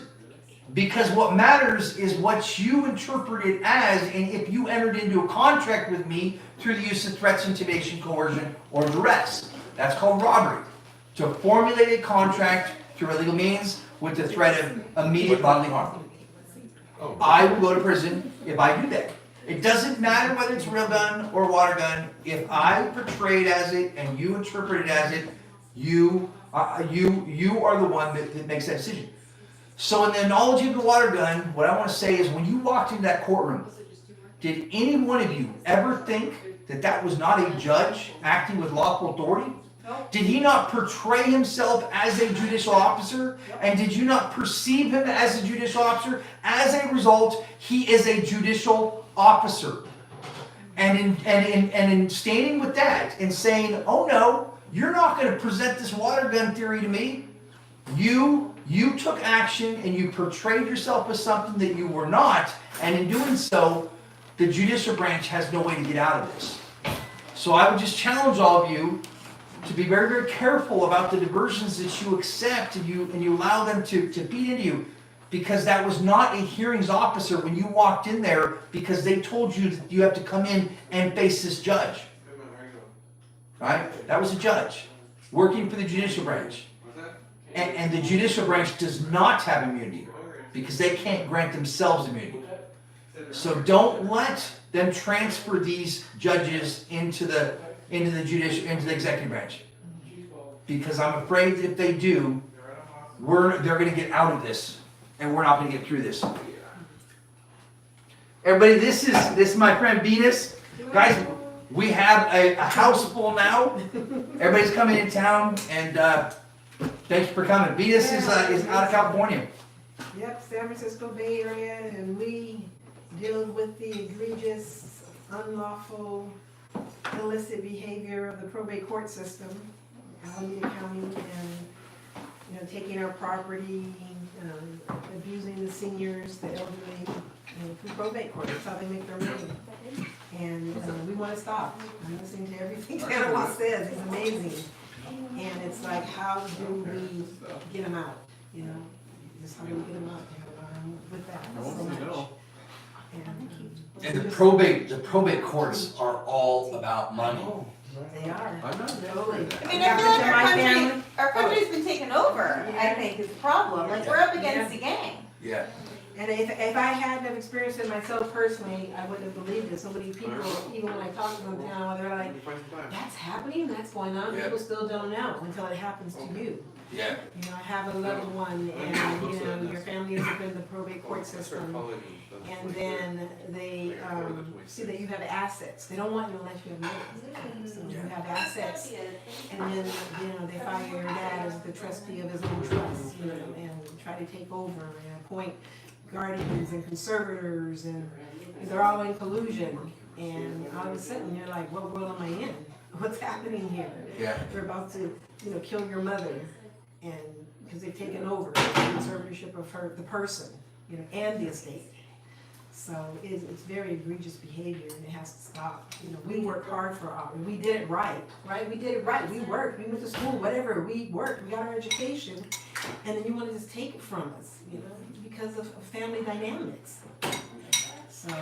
Yeah, I had a phone call earlier this week from a big corporate attorney. I'm not going to say his name, although we talked for a couple hours, and the guy was like, "You're right on all fronts." But he dealt with corporate law. He didn't know very much about Constitution, which is very strange, right? But he was a big head corporate attorney, and but he got caught up in the system as well himself. Because he went through a divorce. So he sold some property that's $1.5 million in property or something like that. And then during the divorce, they took that money, they put it into a probate account, right? They put it into an account that the system controlled. And then he had guardian ad litem's, right? He had counselors, he had attorneys, he had judges. All these people all were charging that account every single month. And over the course of 10 months, they took every single cent out of that account. They wouldn't let him finalize the bankruptcy. Him and his wife, they just wanted to be done. They wanted to not have to deal with each other anymore. But they wouldn't finalize the bankruptcy until that account was drained. That's right. This is what they do. Yep. Right? They will drag it, and they were hitting that account for $20,000 a month for each person that did nothing on the case. And this is consistent. This is what just happened to Jessica just the other day. Right? Jessica, she had $50,000 or so from her divorce. They put it into an escrow, and they just kept on hitting and hitting. And it's been 2 years, and she still hasn't gotten her divorce finalized because they're just now finished draining the account. But now that they don't have any money, we're done. Yeah. This is what they do. This is their standard operating procedure. Yeah. They will take all the money, put it into account, keep that dispute open until that account is drained, continuing to hit it with guardian ad litem accounts and all the rest. And once they do that, then guess what? Then they'll let you go. That's right. They take all the money. Wait, how do they let me go? I missed the punchline, but that's the part I want to know. How do I get out? So what they're gonna do, or what they've done is they take all the money that's available, all the assets, they put it into an account, a probate account that's controlled by the agent's estate. And then all of those agents will continue every month to charge that account until that account is empty. And once it's empty, then they'll let you go because there's nothing else to do. Now, once it's empty, so that's how people get And started. billable hours, attorneys make what, 500 plus an hour now? I've been per. Yeah, I was pro her too. Yeah. What happened to you? Drag the puzzle piece. So you guys, I think I'm about done. I have been at it all day, and it's midnight, and I need to eat. I'm eating, and we got an early morning out. So I want to say that if you guys are in the DC area tomorrow, come out. Or even if you're not in the area, make this your area, because we need you guys here. We need as many people as possible. So we have a Zoom whatever access tomorrow. We can have up to 1,000 viewers. Guys, we're gonna win. We're gonna win. And it doesn't matter how many people are involved or not, we're gonna win. Because the law is on our side. God is on our side. And so what we're doing tomorrow is, we don't know how it's going to turn out, but we have some incredible people here with incredible stories, incredible knowledge, and we're going to go out there and we're going to speak to whoever God puts in front of us. We're going to be at the Grant Memorial in the morning, and we have a hell of a lineup. I mean, we've got 10 people here at this house, but we have probably 100 people that are coming into town just as the main core group. We don't even know who else might be there. This is also the World Pride. The World Pride event is here, so there's a whole bunch of people that are going to be out there on massive scale. So if you guys are available tomorrow, then I would highly recommend that you guys participate in the Zoom. And if you guys are in the area, please come out, please support. And I just want to say that we finished this tour. This is the third one. We just finished 28,000 miles of driving. I drove almost all of it. So the Jesse could work. And it's been grueling, but it's been a real honor to be able to do this for you guys, to be able to come down and to get to know all of you, spend time with all of you, and it's been incredible. It's been incredible. But we're done, guys, we're done. There will be one more tour. There will be one more. But what's going to happen on that one is that the moment that we get this docket number, right, and we're going to be pushing very hard next week for this docket number. The moment we get that docket number, there's going to be 40 days between then and the oral arguments. And so that's when we're going to be around, because once we hit the docket, every single state is going to be ready to talk about this, right? Every single state. So we're going to go to 32 state capitals, 32 press conferences over those 40 days, return back here in Washington, D.C. There will be one more trip around the country. And I'm hoping that one's going to be real easy, We'll be in a bus with someone else driving, but nonetheless, there's going to be one more time around. We are at the end, you guys. Where's President Trump, Tanawah? We need to support President Trump. Yeah, you know what? If Trump got behind this, not only would his judgments go away because they weren't valid, because the state had to commit a crime in order to secure that indictment, right? They had to obstruct justice in order to prevent him as the accused from being present to confront the accusations in a proceeding that exists for his protection. If the government committed a crime to secure that indictment, that means that that indictment doesn't exist, and Mr. Trump, you are charged by way of information. The same as 70 million other people across the country, the same as 700,000 people currently in prison. You could be the hero, you could be the leader, and you could say, this happened to me, and this is the source of the injustice, and guess what? You could have me in front of the Capitol tomorrow with 30 million people behind this, and we could end this, and your judgment would be gone. That quick, that easy. Because it happened to you, sir. So I would, we could be done that quick, you guys. Do it, let's do it. But you gotta get behind it. Mr. Trump, you gotta get behind it. If you don't want that judgment to exist, if you wanna say, okay, New York, I finally won last, then you know what, just get behind this. Just get behind it. Because we can nullify it completely lawful, legal, and you can say, yeah, what you guys did wasn't even valid. None of it was just a parlor trick. There's ever a time for us to stand up and start parenting our government and take control and to run our government the way it's supposed to be done. The time is now. The time is absolutely now. Yeah. Thank you. So thank you guys so much. God bless. Have a great rest of your night. Tomorrow, 10 a.m., we'll be on the Zoom. We'll be live streaming to multiple platforms, not just me, but also Jessica and everybody else here. So guys, thank you guys so much.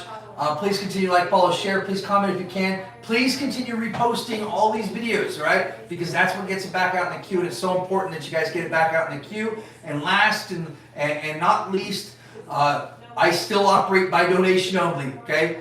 Right now we're somewhat comfortable because we've had a couple of days of laying low. People take care of us, but we do operate on donation only. Guys, I don't do this because of the money. I do this because you guys need help, because all of you, especially the ones in prison, you guys are too poor to be able to afford someone to be able to come out and do the things I'm doing. I do it because it's the right thing to do, and I want to be the right example for my family and my children. So we do operate on donation only, and just understand that if you do donate something, right, that there's a lot of people that can't donate anything. So just consider sometimes in some instances that maybe your donation is paying for a donation that someone else can't afford. These people in prison, they don't have any money, right? But I'm not going to stop. We're going to keep going. So if you want to get behind this, if you've been inspired by the things we've been saying, if you believe in this cause and you want to see it get finished, please donate so we can get this done. Guys, you know I'm not an attorney. I can't accept payment under contracts. That's why I operate on donation only. These guys would love nothing more than to hem me up, and because I'm practicing law. I'm not practicing law. I'm practicing substantive law. This is what I do. I've been trained to do it. I'm educated to do it, but I can't take payment for it, right? That's why I got to operate on donation only, right? That's why I do it. I will not take on an individual contract. You guys know this. I can't do it. But I can take on all of you as an advocate and speak on your behalf. So if you guys want to get behind it, we have Cash App, Chime, Venmo, PayPal. They're all exact the same. Cash App, Chime, Venmo, PayPal, all exact the same. So we shall be free. It's WESHALLBEFREE. We shall be free. We get 10 mouths to feed here this week, guys. If you guys could, please, let's get some donations coming in so we can make sure that we can have all these people that are coming in DC taken care of and be successful and be heard next week like we planned, like we believe, have faith, pray for it, and God bless everybody. Hope you have a great rest of your night, okay? Thank you.